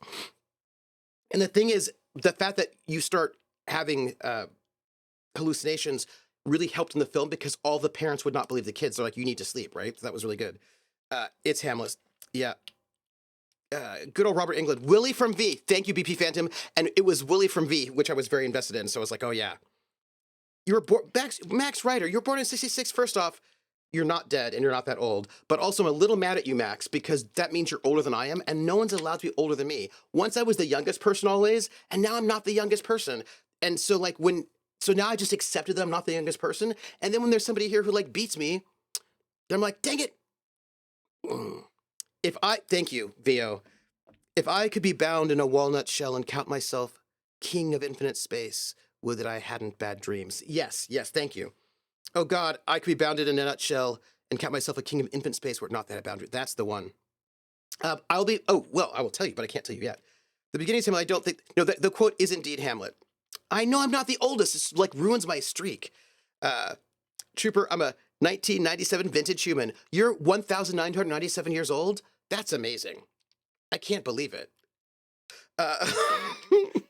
By the way, we are going to chat. So I pulled it up, right? It is to be or not to be. And actually, some of this I still remember. That is the question. Whether 'tis nobler in the mind to suffer the slings and arrows of outrageous fortune, or to take arms against a sea of troubles and by opposing end them. To die, to sleep no more, and by a sleep to say we end the heartache and the thousand natural shocks that the flesh is heir to. 'Tis a consummation devoutly to be wished. To die, to sleep. To sleep, perchance to dream. Aye, there's the rub. For in that sleep of death, what dreams may come when we have shuffled off this mortal coil must give us pause. There's the respect that makes calamity of so long life. For who would bear the whips and scorns of time, the oppressor's wrong, the proud man's contumely, the pangs of despised love, the law's delay, the insolence of office and the spurns that patient merit of the unworthy takes, when he himself might his quietus make with a bare bodkin? Who would fardels bear to grunt and sweat under a weary life, but that the dread of something after death, the undiscovered country from whose bourne no traveler returns, puzzles the will and makes us rather bear those ills we have than to fly to others we know not of. Thus conscious does make cowards of us all. And thus the native hue of resolution is sicklied over with a pale cast of thought. The enterprises of great pith and moment with this regard, their currents turn awry and lose the name of action. That's not the quote. Ooh, Ophelia, been in my mind since the flood. Yeah. Oh, man. Let's see. I've got to find it. I was on my phone, so now I'm only seeing the donut rope. Thank you. I did the Hamlet monologue and subsequent scene, and with a feeling for class college. Oh, yeah. I've got a lot of thoughts. I have a whole vision of how to stage Hamlet, and I actually started work on it.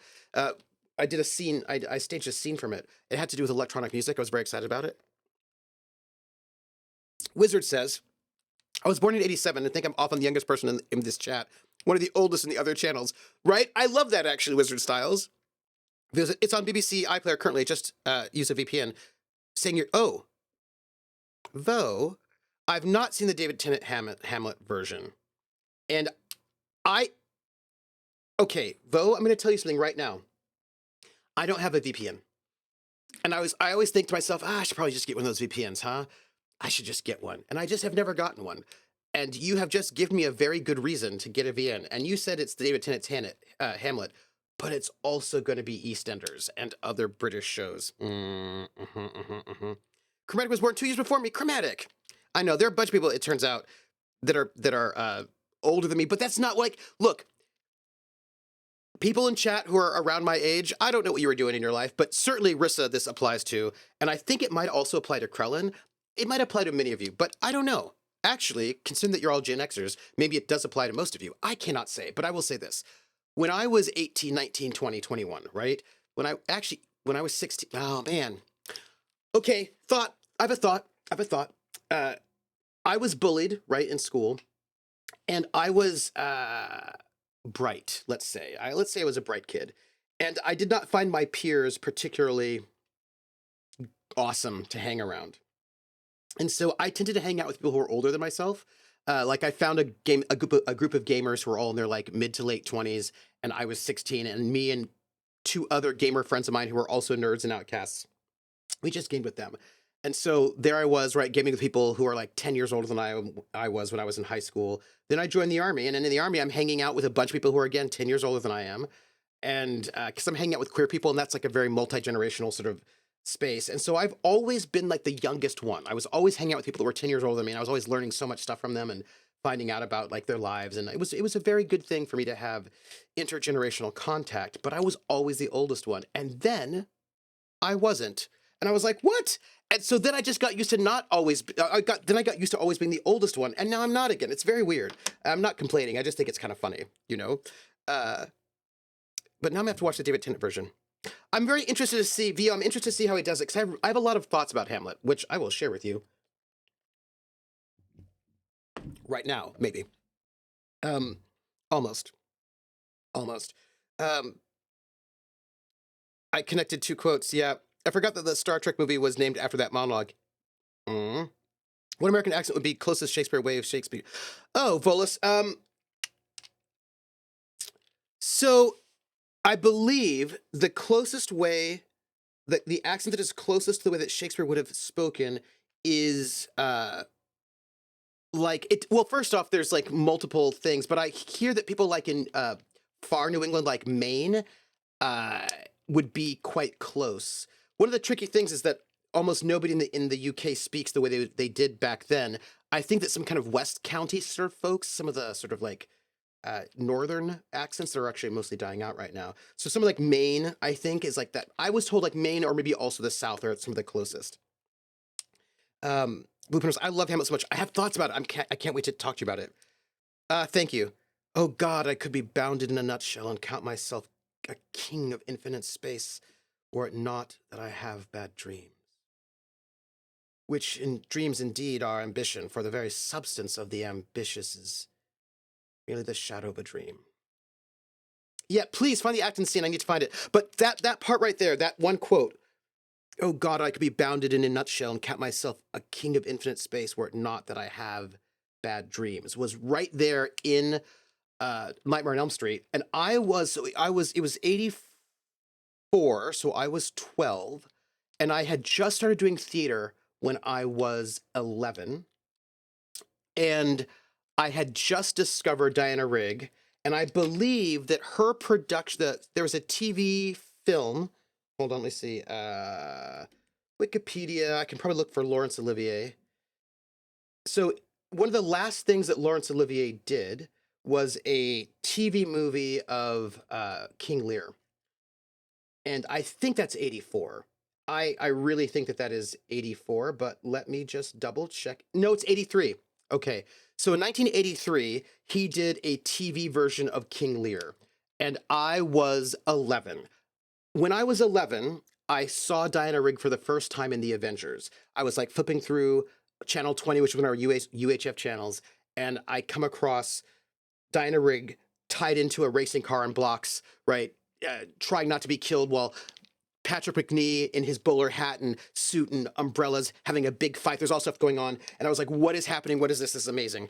And I remember my mom was like, oh, that's The Avengers. I love that show as a kid because my mom also had great taste.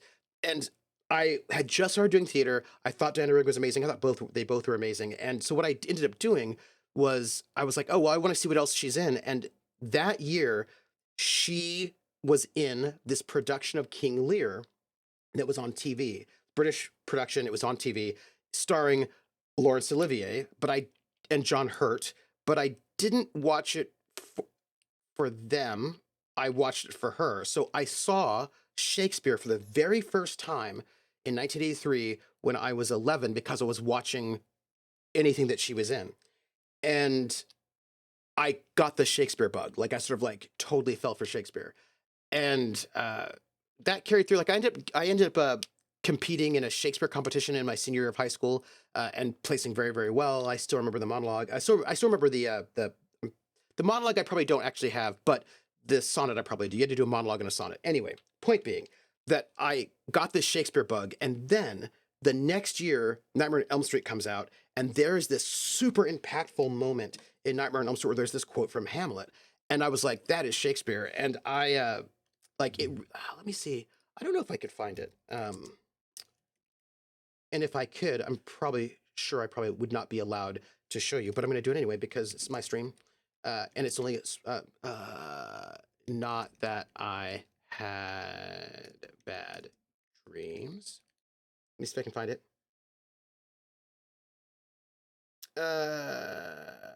Not Dream Warriors. Is it? Hold on. I'm gonna find it because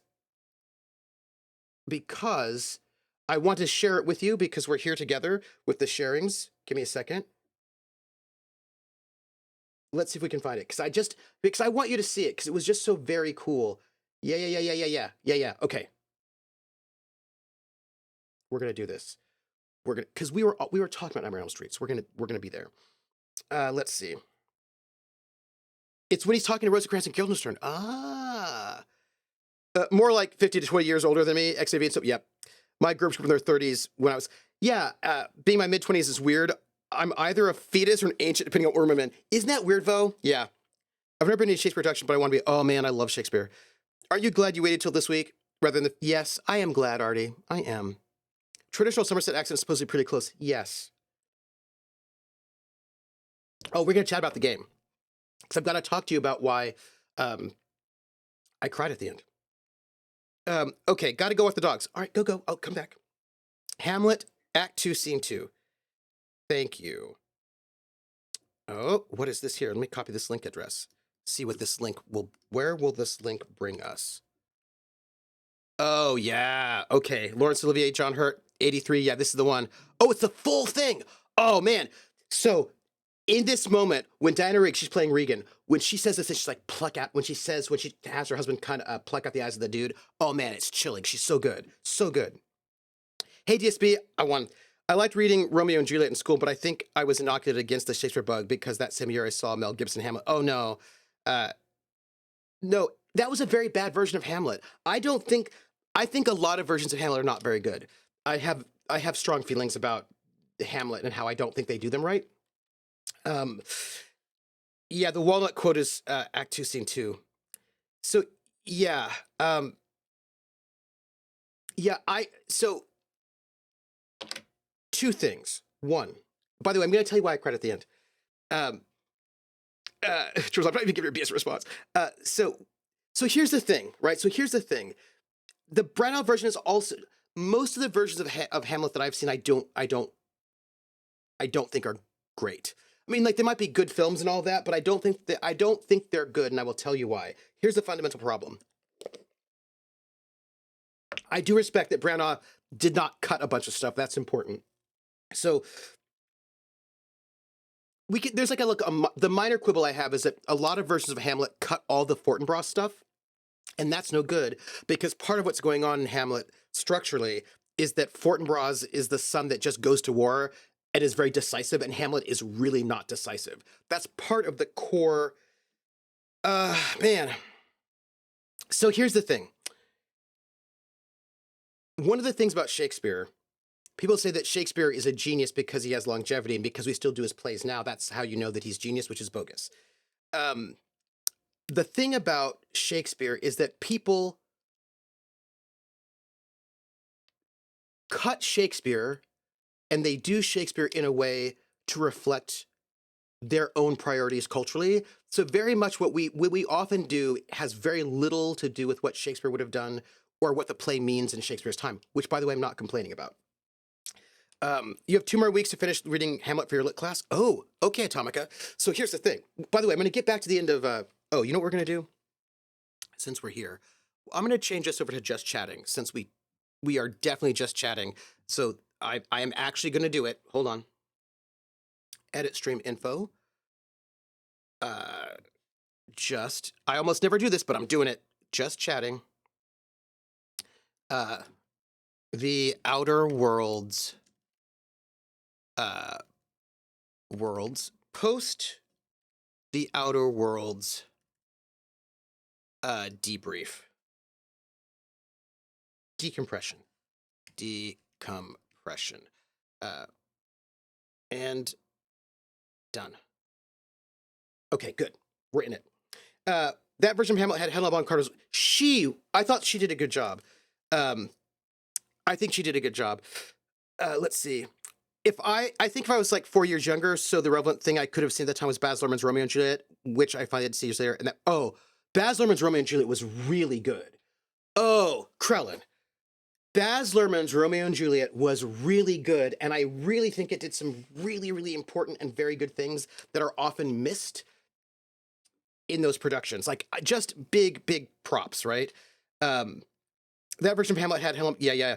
My favorite series is Much Ado About Nothing. I love. I don't know. I have. Yeah. So, let me tell you that, and like the cutting of Fortinbras, by the way, is part of the problem. It's like people think, oh, you don't need it, but the cutting of it is indicative of part of the problem that I see with a lot of modern Shakespeare productions, Hamlet productions, and that is this. Hamlet is 18, 19, 20 years old. And he is, as written, especially when you keep Fortinbras, right, who's like the man of action, violent son, and Hamlet is like the waffling son, and not doing well. It really highlights that Hamlet in the play is not doing well, right? He's not decisive. He's unstable. He's worrisome.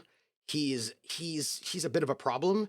But what ends up happening is that actors think that Hamlet is the great part. It's like one of the great Shakespeare parts. And so they all want to do Hamlet, and they're 40, right? So all these actors who have got all this gravitas and all this experience, they really want to do Hamlet. It's so important to them. So they all play Hamlet, and they're way too old for the role, right? And they might say, well, what's his face? The actor who played Hamlet at the time,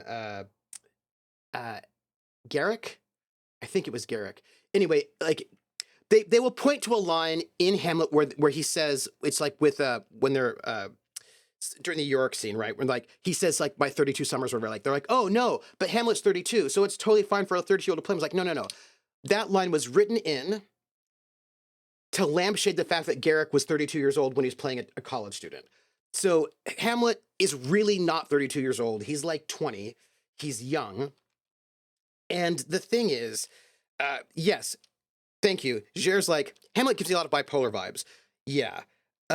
Gibson was way too old to be Hamlet. Same with Brown. They're all too old. Hamlet, and the problem with, okay, also, Jer, I'm with you, right? Yeah, so here's one of the things that is a problem when these older actors play Hamlet.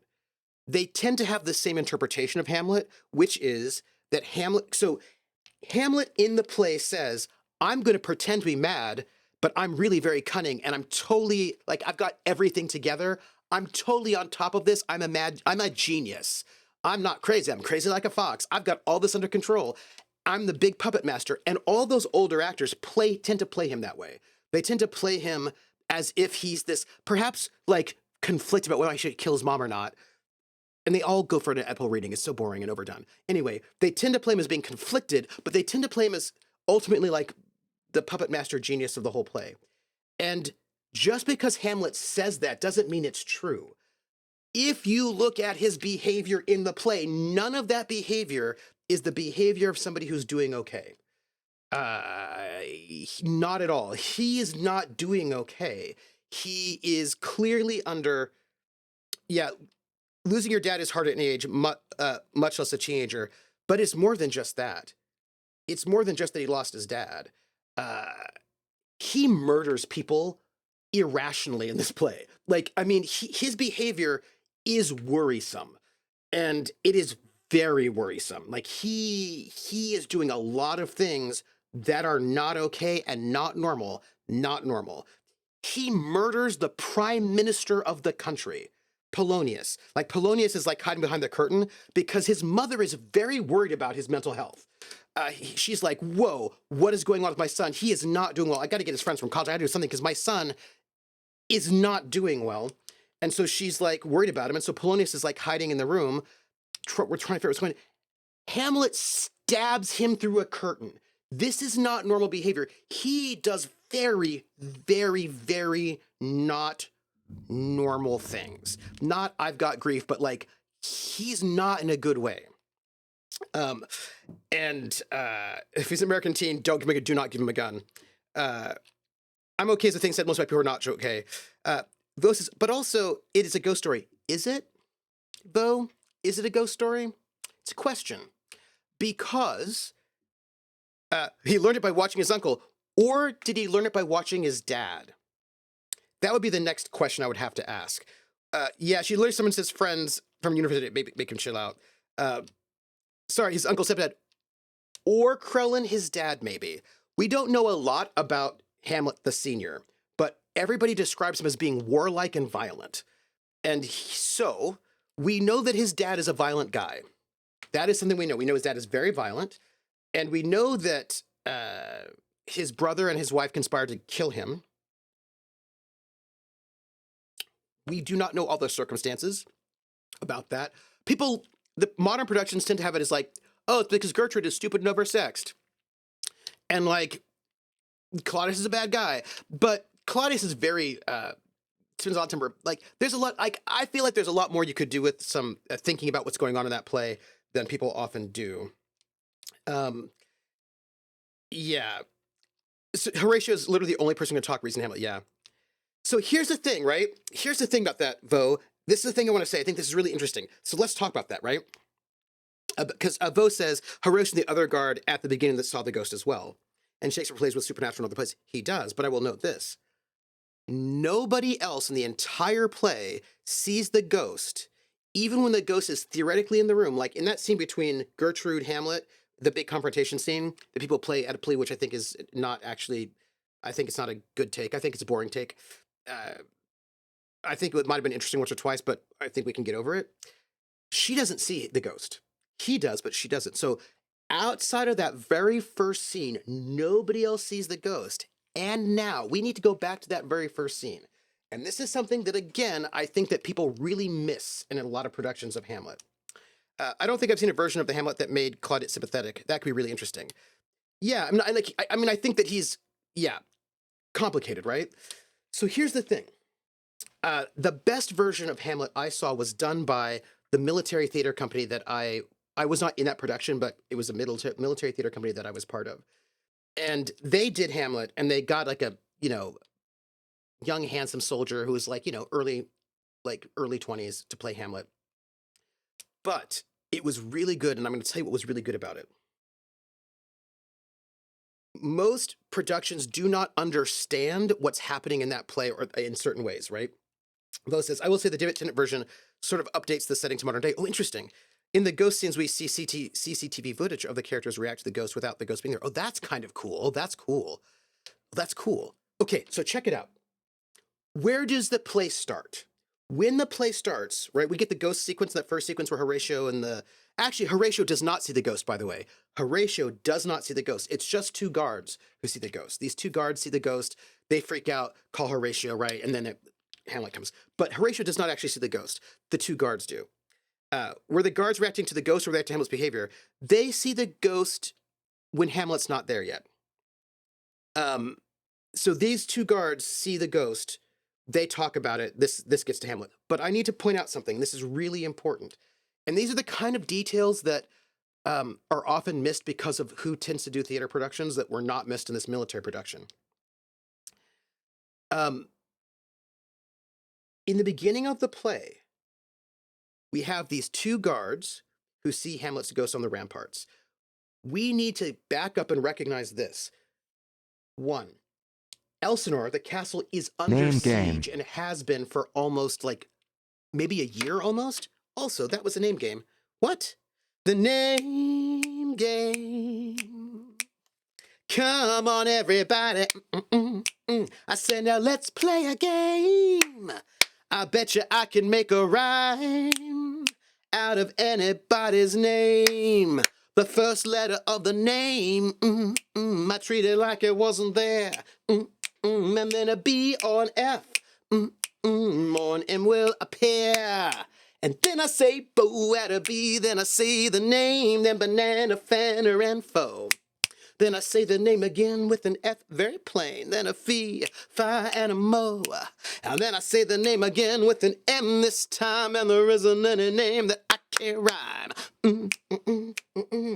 But if the first two letters are ever the same, I drop them both and say the name. I like Bob. Bob drop the B's, Bo, or Fred. Fred drop the F's, forward. Oh, Mary, Mary drop the M's, mo, airy. That's the only rule that is contrary.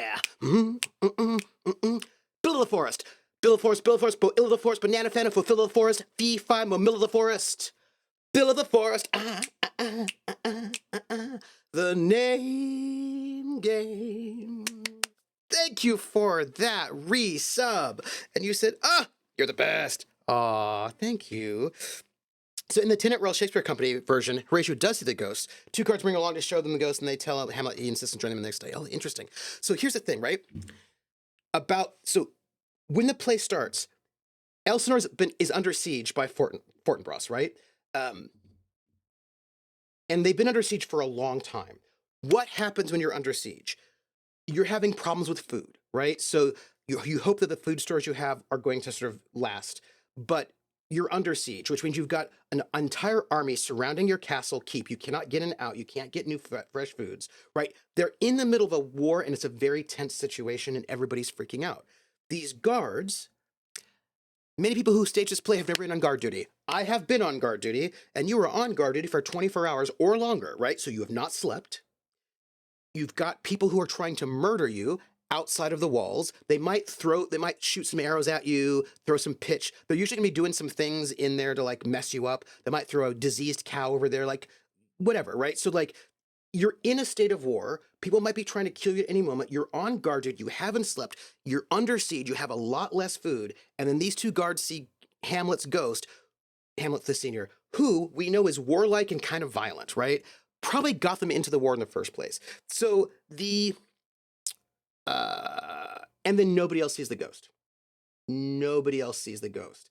And when Shakespeare does supernatural in other plays, very often that supernatural is seen by other people, is accepted by it. Like it's a kind of like when Gertrude is like, I don't see the ghost, that rarely happens in Shakespeare's plays when the supernatural is sort of like shared. Like most people either see it or believe it, right? And we have in this play people being like, oh, I don't know, I didn't see it. So I think that you can absolutely, I think there's no problem staging Hamlet where the ghost is real. I think that is a totally legit interpretation. I think it's super legit. But I also note that it is also possible that the ghost is not exactly real.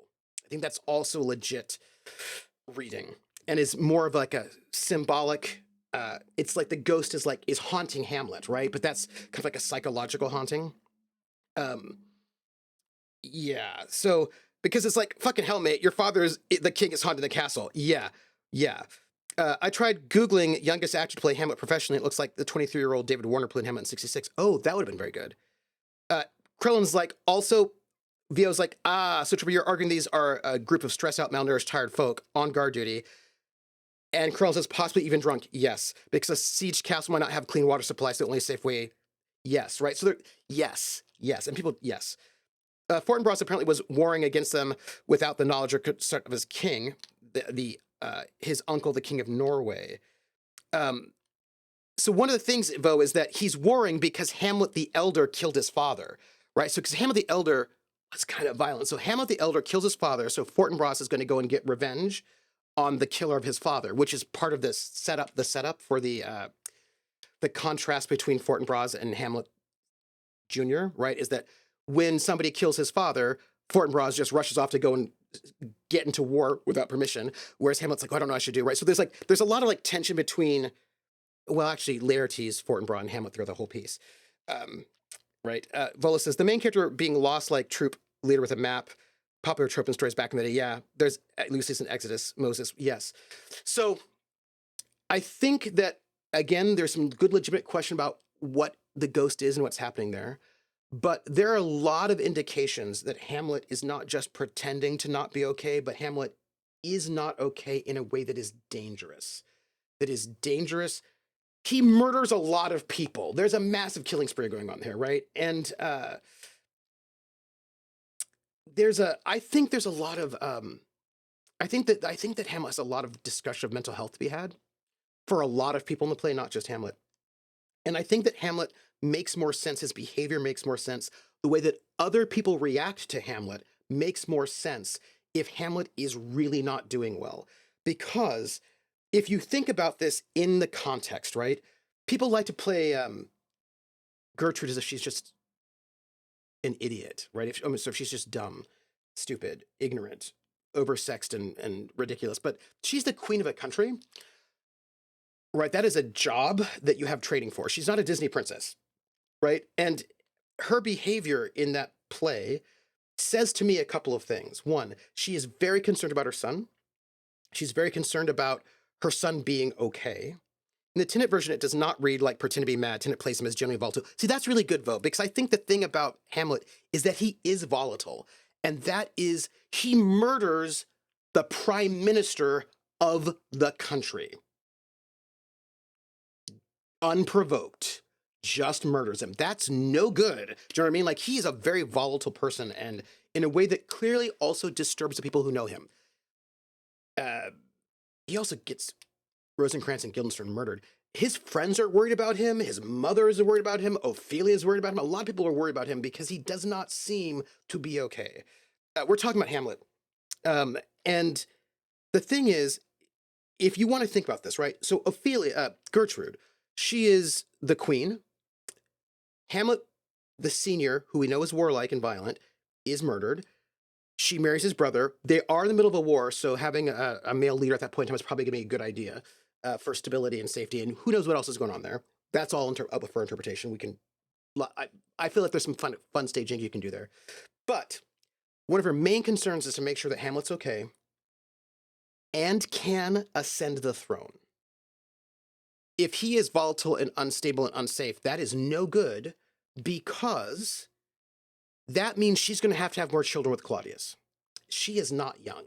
She could very easily die in childbirth, but also maybe she doesn't want to have sex with Claudius. We don't know what's going on in their relationship, but it is very clear to me that structurally, she is very invested in making sure that Hamlet is able to, that she does not lose the line of succession, right? That she is not forced to have more children and maybe die, that she wants to keep Hamlet viable, and he is not helping. There's a lot going on there that's really, he just murders anyone tries to, yeah, it's bad. Yeah, Ophelia's father is the prime minister of the country. So yeah, it's no good. Not to interrupt the Shakespeare talk, but do you have any ideas what you want to play now? Oh, absolutely. I have that already, so I already have the thing signed up. But before I finish the story with you, before I tell you, I wanted to give you this, because we talked about it. Give me a second. Where am I at? This is going to be Chrome. Let's put you on 90. Here we go. Hamlet is not good at taking advice. He's very bad at taking advice. That's not what I want. I want...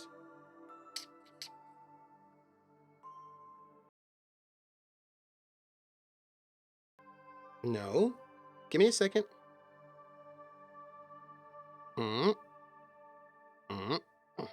Okay.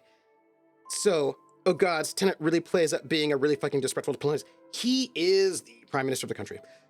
So this is the scene from Nightmare on Elm Street with that Shakespeare quote that I saw when I was 13 that was quite impactful. This all started by talking about how I think that Nightmare on Elm Street is like one of the best of the slashers. So we're not gonna play the whole thing, but a little bit of it.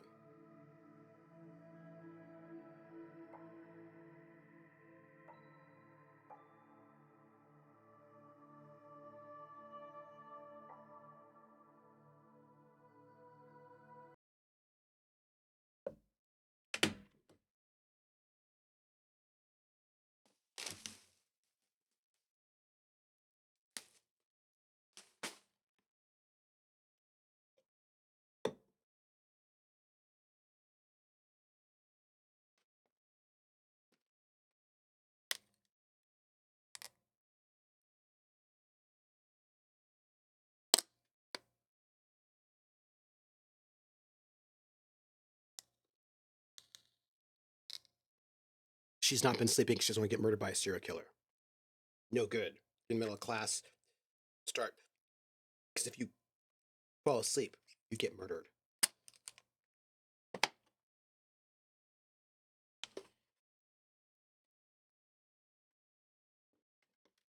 Celebratory donut.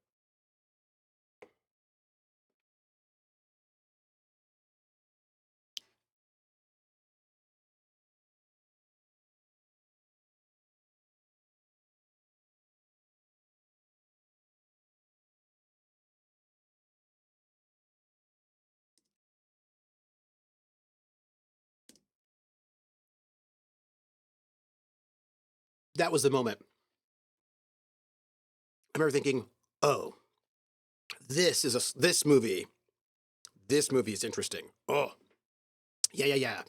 Oh, so to conclude this whole talk, I recommend Nightmare on Elm Street. I think it's a very, very smart movie.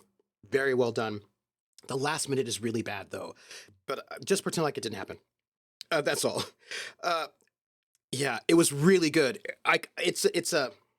It's very, very good.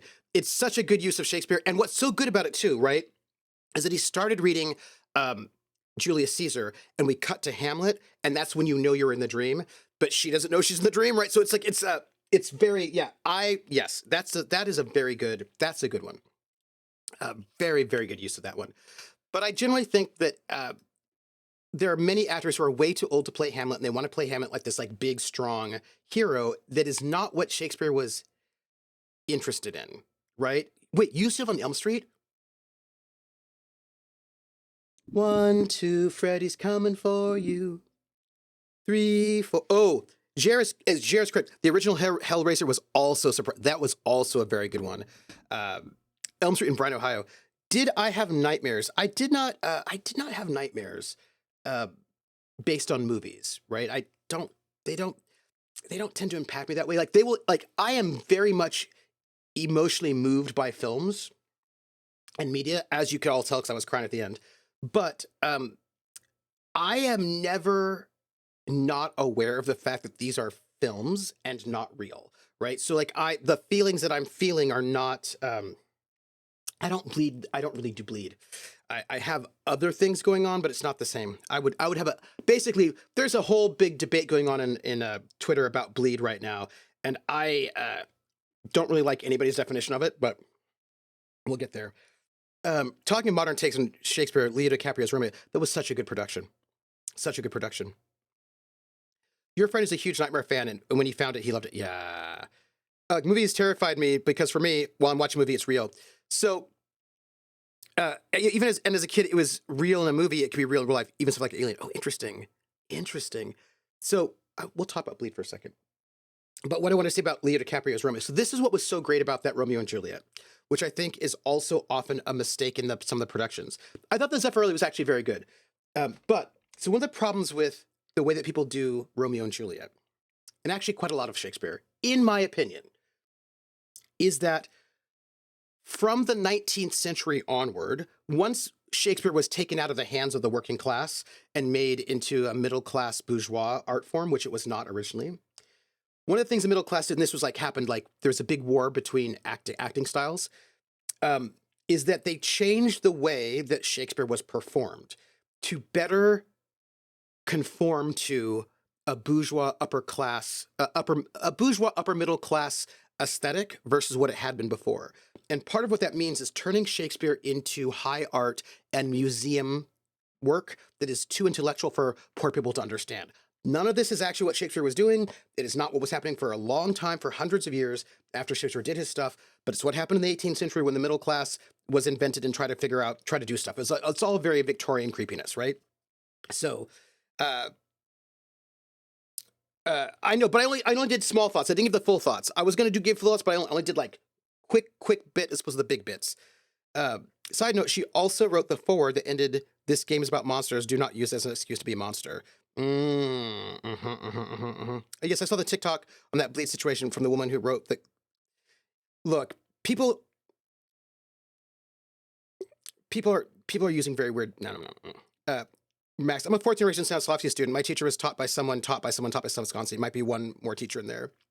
I learned method, but I prefer classical because I think that method is there. I think there's a problem, and actually so did Stanislavski. But and also most Americans didn't actually learn the Stanislavski method because only half of his stuff was actually translated. And it's all Lee Strasberg interpreting Stanislavski. Anyway, yes. So yeah, he made dick fart and vagina jokes. He was low art. He wrote for the proles. Absolutely. Thank you, 30. And so here's the thing about Shakespeare. We turned they did, and we inherited this idea that Shakespeare is this like high art genius, which is not what he was doing. And this is why this is important. Romeo and Juliet. So Romeo and Juliet fundamentally, right, starts off with young men with weapons killing each other in the streets. Bands of young men wandering the streets with weapons, attacking each other and murdering each other in the streets. That is a very distressing thing. And the people of Verona are like, we cannot have this. Prince, like there is, what is happening is scary, right? It is a scary thing that is happening. And the problem with a lot of modern interpretations is that when they do these fights, right, between the Montagues and the Capulets, they do it with modern fencing technique as if it's like ballet. And then you're like, oh, and we think, oh, what wonderful artistry and balletic beautifulness, right? But they're attacking each other with long knives. Like, these are dangerous weapons. People are gonna bleed. Fencing at this time period was not Olympic fencing. It involved grappling and punching each other in the face, and like, it's messy and horrible and it's scary. And I think that one of the things that was so brilliant about the Baz Luhrmann production is that he swapped out the swords for guns so that we could really get the sense, oh, right, these are weapons that are kind of scary to us, right? And I think that it was a really smart move to give them guns rather than like fencing swords, because it really, I think, helped translate that this is a scary, scary vibe. And we lose the scariness and the tension that's in a number of his plays when we take what is understood at the time to be actually very scary, violent weapons and turn them into like ballet. You know what I mean? And the problem with doing that is that we lose a lot of the. It's hard to understand why people are doing certain things the way they do them if we don't understand how dangerous and tense many of these things are. And that often means that we end up misinterpreting the characters or reinterpreting them in a way that I feel like is less interesting. And then what often happens is we end up treating a lot of characters, especially women characters, as being silly and irrational, when actually quite often what they're talking about is actually very, very irrational because the stakes are very, very high, but we lose a lot of those stakes because we take it out of the streets, you know? Yeah. Yes. Yeah. Country. Oh, yes. He literally uses the phrase country matters. Yes. And much ado about nothing. Nothing is also slang for genitals, right? So it's like, yeah. Method also just seemed to be an excuse to be an ass. No one's ever being method and being kind or helpful. There's a British TV show comedy about Shakespeare's home life. Oh, really? There's a Canadian show about Shakespeare called Slings and Arrows, which I haven't watched, but I need to. DSB says, personally, I really love the 2000s modernizations of Shakespeare. They're just teen rom-coms. 10 Things About You, She's a Man, etc., because they encapsulate the mass entertainment with overly dramatized teenagers. Yeah. I watched the Othello one with Julia Stiles and Becky Pfeiffer. That was actually also very good. Yeah, Romeo and Juliet is basically against a backdrop of gang warfare.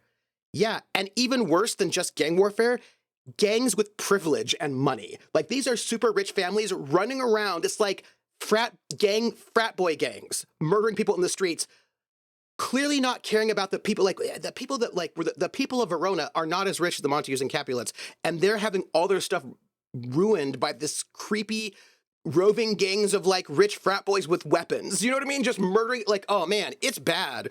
And like, you lose all of that. And I'm very, like, I'm with DSB. I did appreciate those modernizations. I think they were able to get the spirit back that helps you understand some of the stakes. I watched a version of Romeo and Juliet that was placed in New Orleans. The swords were replaced with switchblades. Ooh, nice. That's like very West Side Story, right? Imagine teenagers going against each other with machetes. Yeah, VO, teenagers going against each other with machetes is scary, right? And we lose that so often in our productions because we want Shakespeare to be like vegetables. And I was like, oh no, Shakespeare's not vegetables. Shakespeare's like all sorts of things. Yeah. Oh no, it's the pool noodle gang, says number one. Yes. Mercutio is one of my favorites. I'd love to play, but you're far too old. Well, I wonder if you could. The thing is, you know what?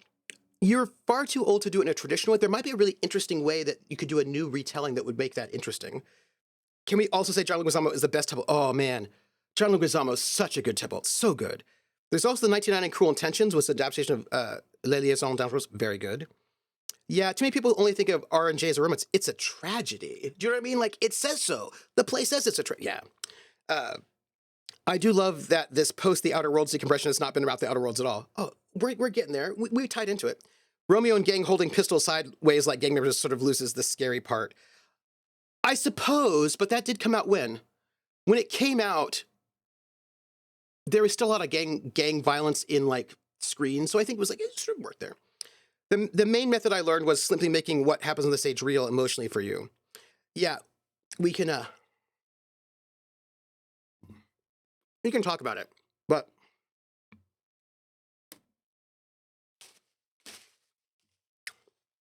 Dio says, we forget how high the stakes are in a lot of Shakespeare plays for the female characters. Is childbirth was fucking dangerous? Yeah, that's the other thing. Childbirth will kill you. So all these female characters have very high stakes. If they get pregnant out of wedlock, they're in trouble. I mean, look at somebody like Juliet. Juliet is such a strong character. She's a very strong character, and she's almost never played that way in modern versions. They usually play her like she's some, like, weepy ingenue, which, in order to do so, they have to cut out her big monologue where she decides she's grappling with whether or not she should take the poison or not. The fake poison. They cut that monologue. And the thing is, she has everything at risk. If her father finds out that she married Romeo, she'll be turned out onto the streets. And that is not a good thing for a young noblewoman in this time, or actually any time. Like, her stakes are very, very high. Romeo does not have the same kind of stakes that she does. And she is very bold, very brave. And they don't play her that way because that doesn't fit with a 1950s sort of ingenue type that we tend to go for. But that is not who Juliet is at all. So we lose a lot of really, basically, we make Shakespeare more sexist than he has to be, is what I'm going to just say. We make him way more sexist than he has to be because Shakespeare is not operating with the kind of gender norms that we're used to. And so we oppose our gender norms onto Shakespeare, but in so doing, we miss a lot of what's happening in Shakespeare, is what is my thesis there. I've always thought of R&J as a terrible play to inflict on teenagers, especially as presented in most public schools. Oh, I don't know. As a teenager, I was very mopey, so I was like into it. I'm an older woman who doesn't want to get pregnant. It isn't per se, it's fucking valid. Absolutely, Vio. Absolutely. DSP says, I have a lot of thoughts about Romeo and Juliet being from his romance. None of them positive. Yeah. Romeo and Juliet in a retirement village, old folks' homes. Maybe they tie each other with hypodermic needles. Atomic says, I think my favorite Shakespeare is Kurosawa's Ron. Oh, that Ron is that's a great Lear. That's a good one. That's a really good one, Atomica. This donut is really good, by the way. The prince is the administrator or the president of the Homeowners Association. Yes. Yeah. I directed Romeo and Juliet. If I were on substances, I would have thought you just reach in your jacket and pull out a snack. Maybe. Magic donut rope. That's what I actually want. That's what I want. I like the Othello with Branagh. Rissa, that's the one with Lawrence Fishburne and Iago. That's a very good one. And yeah, that's a very, very good one. That's a very good Othello. Also, Romeo doesn't lose Juliet. He's a volatile teenager on the rebound. And he might love her, but it's not really the point. You know what I mean? Also, common women had way more power in Shakespeare's time. Yes. And you can also tell in his plays, like Mistress Quickly in The Merry Wives of Windsor. A lot of his common women actually have, like the nurse actually in Romeo and Juliet, have a lot more space to maneuver. Yeah. The Othello with Branagh and Fishburne is such a good Othello. He loved Rosalind and Lily starts to play lovesick, and his mate sees about it, putting his rising spirit on her. Yep, absolutely. He's he's a little fickle. Yeah. So it's I think that we lose the ability to, the stakes get flattened out in a lot of the versions of Shakespeare, and I think about that being a bit of a shame, because these plays are like hot. Do you know what I mean? Like, they could be really interesting if we actually sort of like really dug into the implications. And I'm not saying that you have to be historically accurate, because I love retelling things in new ways. I think that's really interesting. But the point is, what are you trying to do with it, right? So I did I directed Romeo and Juliet when I was in college because me and my friends were like, you know what? Let's just form our own theater company. Let's just do theater. So we just did theater on our own. And she's the real mom to Juliet as opposed to a mother. Yes, Vio, it's true. The nurses, yeah. So I set Romeo and Juliet in the 1950s, and it's about class warfare in many ways because I know that technically both the Capulets and the Montagues are rich. I know this. But in the play, only the Capulets are being described as rich in the text. I know contextually they're both rich, but since only the Capulets are described that way, what I did in this staging is I had the Capulets be the factory owners, right? So they're the industrialists. They're like the Vanderbilts, the Rothschilds. They own the factory. And then I had the Montagues be the union. And it was the middle of a 1950s. You know, there's like this really, well, actually 45, 46. There's that time period where we're having really bad strikes in the U.S., longshoreman strikes, all that kind of stuff. So it's basically in that time period where there's like really, really violent strikes happening between labor and between the unions and the factory and the owners. And so this is this tension is happening in that context of these really, really violent fights between labor and owners during these strikes. And I said it in an election year, and the prince is basically the mayor or the governor of this place and is in the middle of an election year. So we have like election posters everywhere. And the governor cannot have this happening while he's in an election year, right? So he's like, I need to stop this. Like, we need to stop this right now because that would like ruin his election. And so it's about like, so I said it in that space of class warfare during an election season. And I used, it was the 50s, so I used switchblades. Like we used switchblade knives to get that in. And it was also a little bit, if you watched very Gen X film, The Outsiders, right? The Socias versus the Outsiders, right? So like the Greasers versus the Socias, it was kind of that vibe as well. So it's kind of get that kind of like Socias versus Greasers, class warfare, labor strife vibe. And that was like during like a political moment. That was like that was the way I did it to try to get that tension. Yeah. I've not seen The Tempest with Helen Mirren in the lead. I have not seen it, but I don't like The Tempest. I don't like that. It's class politics leave me very unhappy. The Tempest. It's not my fave, but I love Helen Mirren, so I should see it one of these days. Being thematically accurate is way more important than being historically accurate. That's how I feel, right? Or at least like, yeah.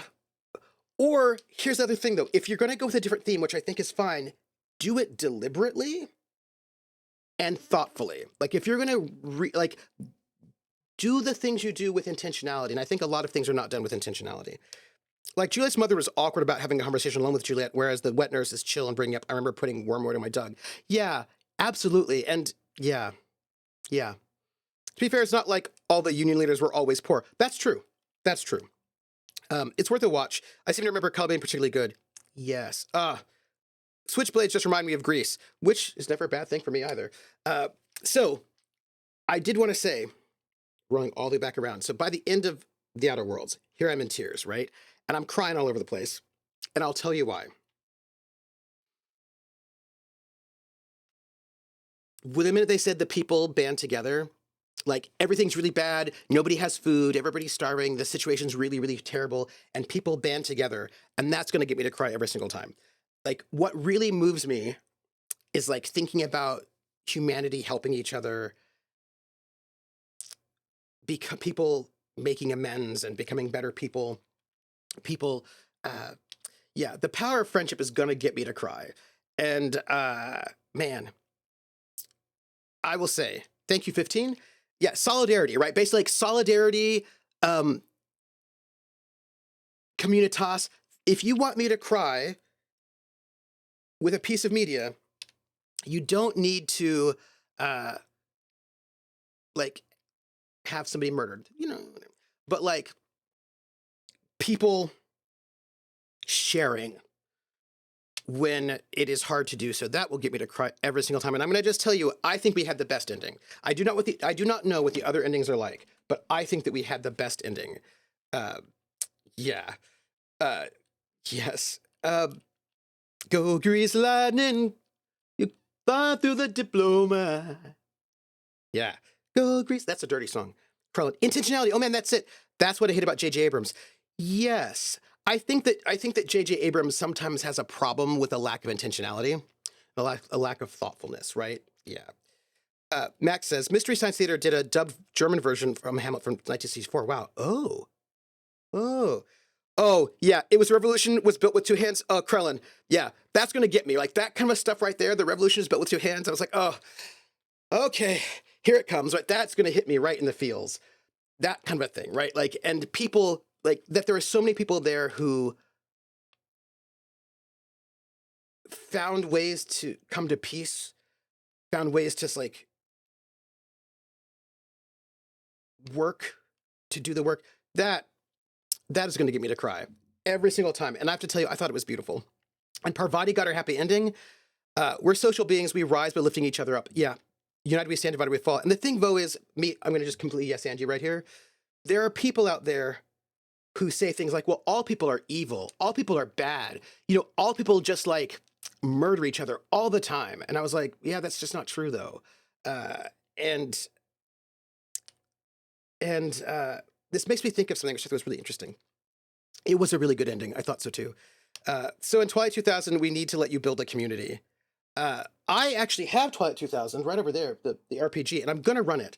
I have some things that I want to do. I already have my thing set, which we're going to talk about, like what I'm going to do next Saturday. So it can't be for next Saturday, but I'm going to run Twilight 2000. I don't know when, but I'm going to do a short shot of it. I don't think, look, long-term planning, right? The Gamblers season 3 is going to end mid-December. And you know, I have started, it has been my policy now for a couple of seasons of shows that when my long campaign ends a season, I give like at least a 6 to 8 week break in between seasons so that I can run other things. Cause I was like, I want to run other things too. And the last 2 breaks I did Crash Jones, but I just got some good words from some folks that I might be able to do Call of Cthulhu Confidential again. But there are things I want to do, and so I'm wanting to sort of try to figure out what I want to do in the break. I did promise a Christmas on the Moon, so I need to go and like work out exactly what my timing's going to be like during the break, so I can figure out what I want to run. Some things are going to have to be on the weekends because some people are in the UK, but I'm going to be working out what's going to happen in that 6 to 8 week season break, so that we can do cool stuff. And I'm really excited about the things we can do. And maybe we'll do some Twilight 2000. We'll see. But I did have something else to tell you. Yeah, J.J. Abrams is very like a series of Rule of Cool that never really lands anywhere. Yeah. And the thing about that, the Rule of Cool, is that it's like the flashy, like, ooh, flashy. And that works for a time period, but it will not sustain me, you know? When I was 11 or 12 years old, I was taken to see Cats, the musical. Cats, right?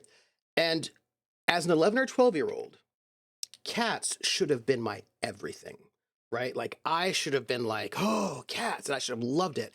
And I walked into this set, I was like, oh, this stage is really cool. Oh, how neat. And the play starts, and the dancer cats come out, and I was like, oh, that's so neat. For 15 minutes that lasted. After about 15 minutes, I was like, and is there going to be a plot? Is there? And I'm like 11 or 12 years old. I'm pretty young, but I found Cats to be flash, but not a lot of substance. And that flash only impressed me for about 15 minutes, and then I was done. But the play was not done. It went on for quite some time after that. So I don't tend to. You tend to have to give me a little bit more than that, right? You know what I mean? Yeah. Vo says, the Revolution 2 Hands-on reminded me of, I've been married to a fascist, I've been married to a socialist, but neither of them took out the damn trash. Oh, Vo, that's really good. Yeah. You ran it in college, so much fun. Yeah, I want to run it. Good people can do bad things, bad people can do good things. No one is pure good, pure evil, except in fiction. Yeah. Mere mortals can be monstrous, and even monsters can occasionally commit kindnesses. Yep. Thomas says, didn't expand on this earlier because I got lost in the game, but speaking of RP, I'm doing something dumb with my first Fate campaign in January. What? You have to tell me. Yes. Riss, I need you for something, though. did you get the new Pendragon starter set? The solo introductory area is amazing. I streamed it and wow. No. Well, hold on. I gotta pull up a tab now. Give me a second. Hello, Chaosium. I'm gonna pull up a tab. Chaosium. Pulling up a tab. This way, if I have a tab, then the starter set's already out. Okay.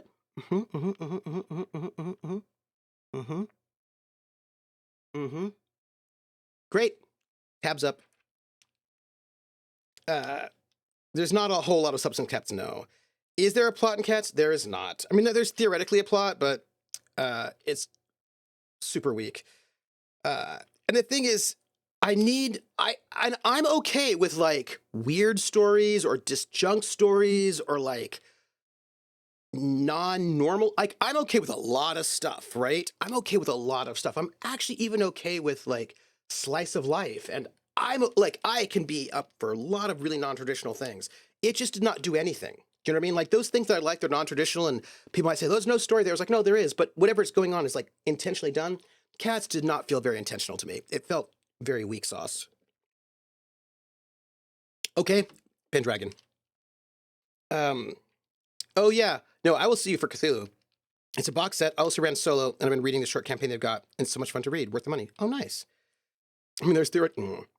Atomic says, I gave my players a few choices for settings. They chose Fallout. Oh, and now I'm working out how to adjust Fate to the flavor of Fallout's special system. So I'm creating a custom system before I've even played a Fate core game. Oh, yeah, it just didn't do anything, and it insults me. Cats was the first time I saw it. The first time I saw this particular thing that Weber likes to do. And then I notice he does it all the time, and I do not like it. He does this thing where he's trying to manipulate you to get feelings, which is fine. That's what art does. Art does that. I'm not offended by it. I just don't like it when you try to manipulate me badly and obviously with no technique. And his big technique to try to manipulate you to have feelings is to take the big song in Cats It's Memories, in Evita, it's Don't Cry For Me, Argentina. Somebody's watching me. There's one in Phantom of the Opera. You know, he has one every one. It's the big song that Sarah Brightman's going to sing. But I always feel that somebody's watching me and I have no privacy. Whoa, I always feel that somebody's watching me. Tell me, is it just a dream? Thank you for that follow. 2 followers to 2K. All right, so music of the night. Thank you, Cher. So he does this thing. It always bugs me. He did not do it in Joseph, which I actually like Joseph. Joseph and the Amazing Technicolor Dreamcoat is one of his earliest ones, and it's one of the Webers that I actually like because he doesn't do this thing.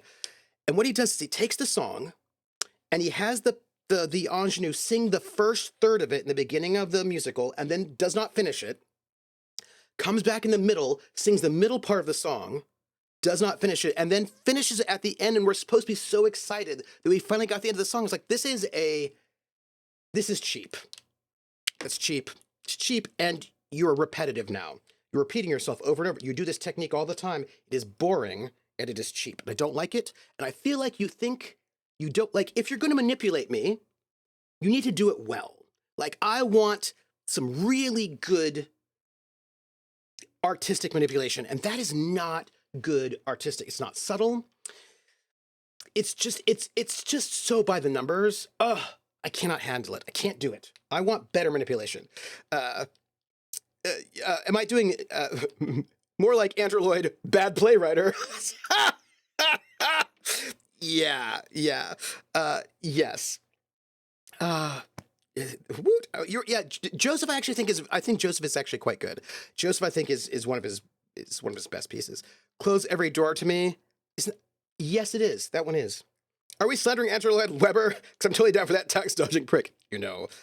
Okay, so far, basically special will act to determine stuff like carry capacity, stress blocks, adding rad stresses, and fate points and allowing for perks to be unlocked. Nice. Skills will work the traditional triangle way of fate. Then stunts are going to work the way they already do, but get called perks and will come from a set list from Fallout. Very nice. Okay, so I'm supposed to tell you what we're going to do next. We just finished, after 4 years, The Outer Worlds. So, what am I going to be playing next week? Well, next week is my 7-year streamiversary, so there will not be any PS4 games next week. Instead, there'll be 12 to 13 hours worth of RPGs. I'm going to start at noon, just like I do normally. We're going to start at noon with a bit of a kickoff conversation, and then at 1 o'clock, we will start the first RPG, and the very first RPG will be Sandman, the Map of Halal, a narrativist storytelling dramatic game from 1985, about a decade and some before the modern indie scene even happens. So everyone's like, oh, we invented the story game. We in the late 90s, early aughts. And I was like, except this game happened in 85. It was a huge flop. It did not go anywhere. But I'm going to play this game that I always wanted to play. And that is going to be, our players are going to be Wandering DM, Rocket Fox, and Laugh Love Lindy, all of whom were in Kolos at one point or another, because the first adventure in the Sandman takes place on a train in French Morocco in the 1940s. And then I'm going to play, in the middle, I'm going to do Chevalier, which is by Susanna Grace, who I played, who was the GM for this Game of Thrones game that I was in, who's an amazing player. And she's also in the Spy, the Spy Team 67 game that I have run twice and may run again soon. And that I think I can do in between the two games because it's solo and it's a Jenga tower and I might die quickly. And then we're going to finish it up with Twilight Road, which is a playset for Tableau, which is a brand new game made by one of my oldest gaming pals, Christopher Allen, who created RPGNet. And it's a storytelling game, and that is going to be Pumpkinberry, Marcus, Best Kind of Worst, and Bill of the Forest. And those three folks with me did an amazing story game called Something Is Wrong Here by Kira Gran a couple months ago. And it was just such a great experience. So we're going to come back together. I'm calling ourselves the Fireside Storytellers. And we're going to sort of finish up Saturday with that. And then I'm going to have say some words, but it'll be like, 12 to 13 hours on Saturday the 18th from noon to midnight-ish. The game's going to end at midnight, which means I'm going to want to talk to you all for a little bit afterwards. So probably no later than 1 a.m. And it's going to be a charity stream. And it's going to be a stream that's going to be supporting the GLBT Historical Society, which is one of the oldest sort of queer, still surviving archives. It's out in San Francisco, and they've got a lot of really important archives. They collect, they're collecting sort of queer history. And I wanted to go and do a nice fundraising event for my 7-year streamiversary for them. So this streamiversary is going to merge my love of history and archives, queer history. We'll have some of the oldest gamers I know, some newer gamers. It'll have some of the oldest games that I was thinking about as a youngin', and then like a brand new game. So it's going to be a really nice mix of stuff that will be our 12-hour, 13-hour extravaganza on the 18th. Also, Twitch has a charity integration, and I've never used it before. I've always used Tiltify, but I want to try using it unless I can't get it to work, in which case I'll use Tiltify. But anyway, that's the big thing. And one of the things I'm going to do today, probably tomorrow actually, is to sort of get a lot of assets together. So that's really, really exciting. There is no connection to the Neil Gaiman comic at all because it's far too early. It's too early. Yes. It's not repeated and reprised. Yes. It is.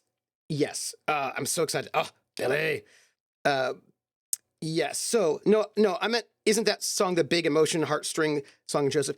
Yeah, but it doesn't, it's actually done well, right? I think what's hooked me about BioShock Forever being manipulated in such a way that only really works one time, but when it's real, it's like, yeah, the manipulation in BioShock is so good. So good. Such great manipulation. I loved it. Woo, says Bill. Amelia says, I'm just surfing Twitch, but you got a fucking charisma, so I'll be back at some point. Yay, ha. Thank you, Amelia. Go surf. Have a good time. And I'll see you, maybe I'll see you next week. So many hours. Look, I must admit, Joseph and his Technicolor Dreamcoat was a bloody good music. It's really good.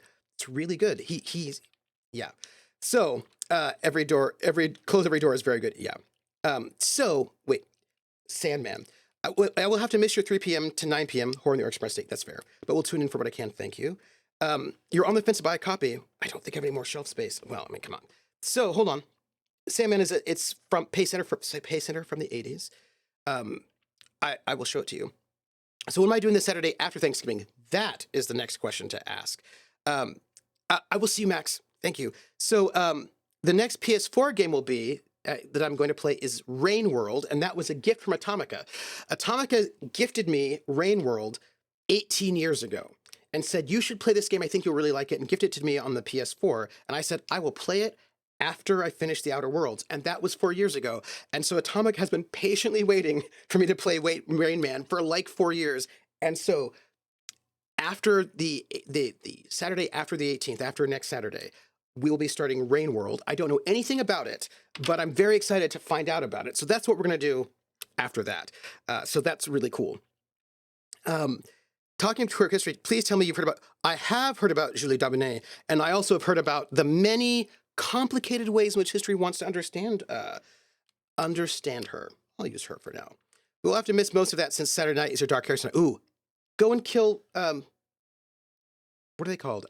Heretics. Go kill heretics.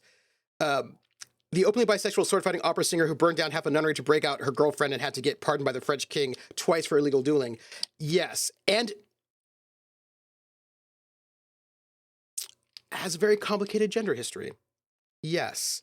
Yes. Hence my many accusatory slug cats. Oh, let me show you this.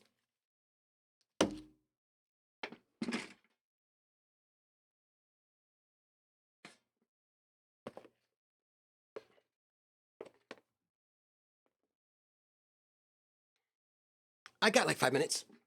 Okay. It's going to be a massive change of pace. I think possibly much shorter if Trooper doesn't feel it, as I've already said, he doesn't have to finish. I hate not finishing games. It's a thing. So here is Sandman, the map of Halal, instant adventure from 1985, right? This is it. So this, look, I was 13, little young and little mini me. I see this cover, right? And I was like, what is going on in this game? What is this? What is this about? Why are there weird bikers? Do they have, like, are they human? Why are there weird cultists in robes? Why is there a person with a Tommy gun but wearing like a musketeer's hat? Why is there an eyeball up here? Who is this person? What is this? And then you look at the back of the box, which I did over and over again at 13, and you're like, what is that? What is that image? What is happening? What is this game about? And I was like, I need to buy this game, except that I was 13 and I had no money, so I couldn't. And then I lost it, but then eBay happened and I was able to get it. And we're going to run it. And it has nothing to do with Neil Gaiman at all, but it is... All the PCs have amnesia. They all have amnesia. Hey, Billy, I don't know if you're still here, but no, I have to tell everybody. I have to make a group chat with everybody, let them all know all their stuff. But I'm so excited about it. It's gonna be was she bisexual, or was bisexual just cover for her lesbianism?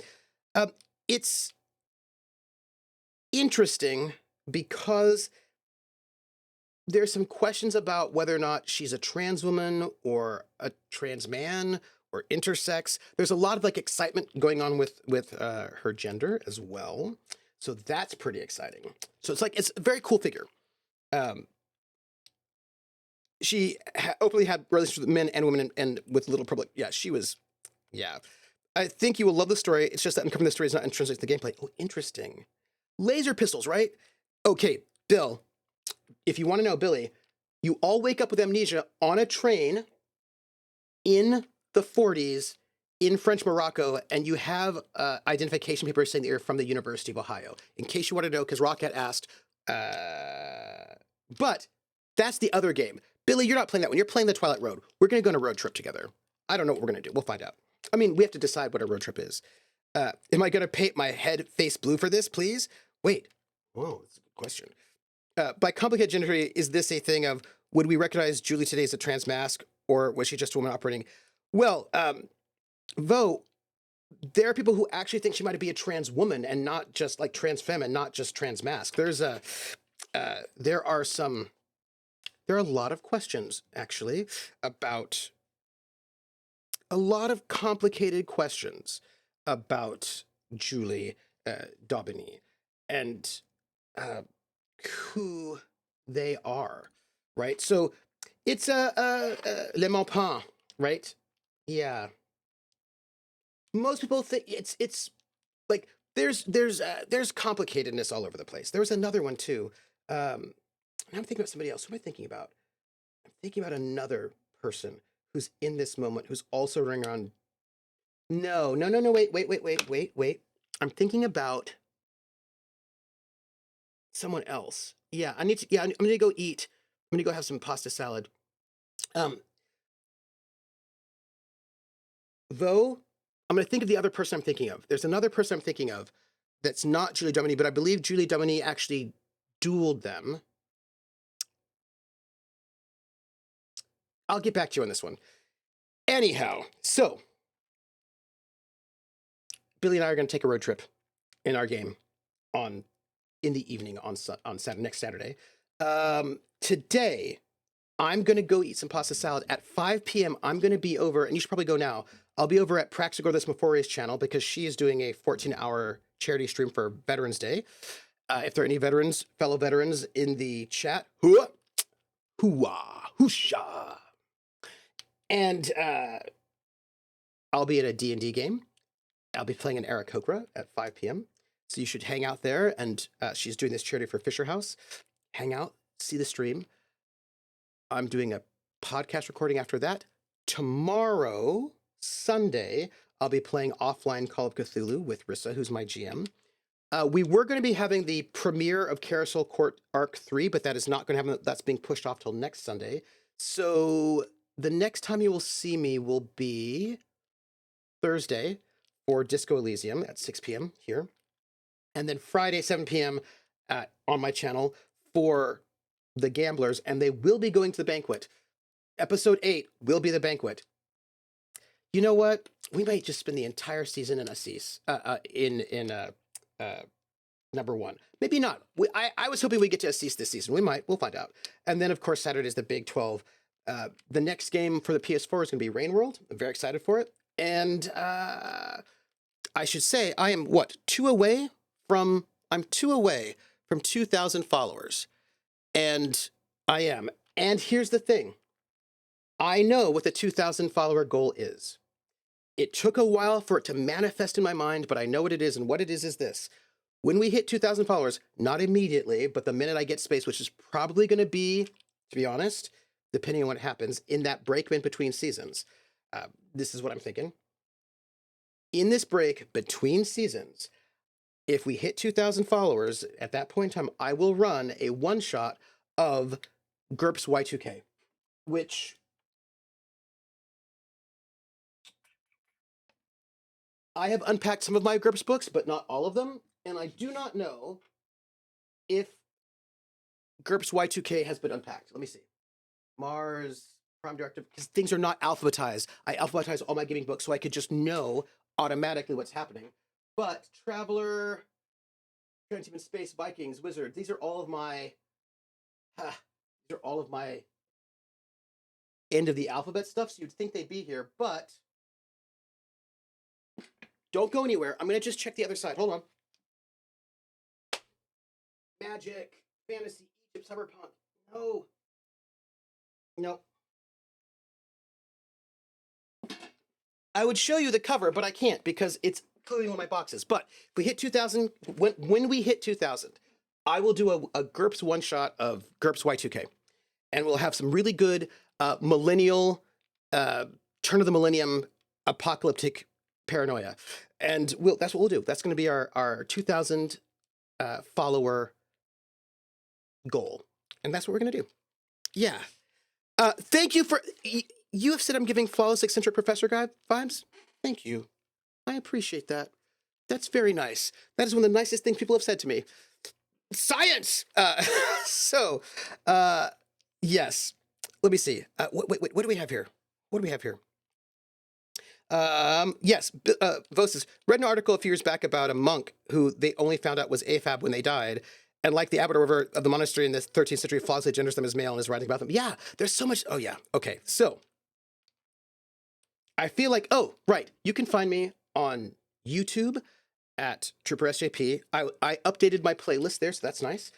You can find me here at Trooper SJP. You can find me on Twitter. You can find me at Blue Sky at Trooper SJP. You can find me at Twitter at Academic Foxhole.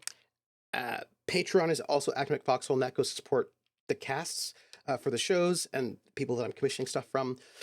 We've got a merch shop, which is Fourth Wall, Trooper SJP. And also we've got a Discord. You can hang out with us. And I think those are all my socials. I'm going to go eat a pasta salad that I made and finish this donut with all of the joy and get ready for the stream that I'm in at 5 p.m. And I am... Oh, Rissa notes, that robe is much more impressive when you get the full-length view. 310. Okay, say goodbye, Professor. Goodbye, Professor. That's here we go. Robe, big donut robe, big donut robe. Also, I'm gonna have to do a music scene for you all sometime soon. But I'm gonna go because this has been lovely. Thank you all for being here for 4 years of the Outer Worlds. It's like a new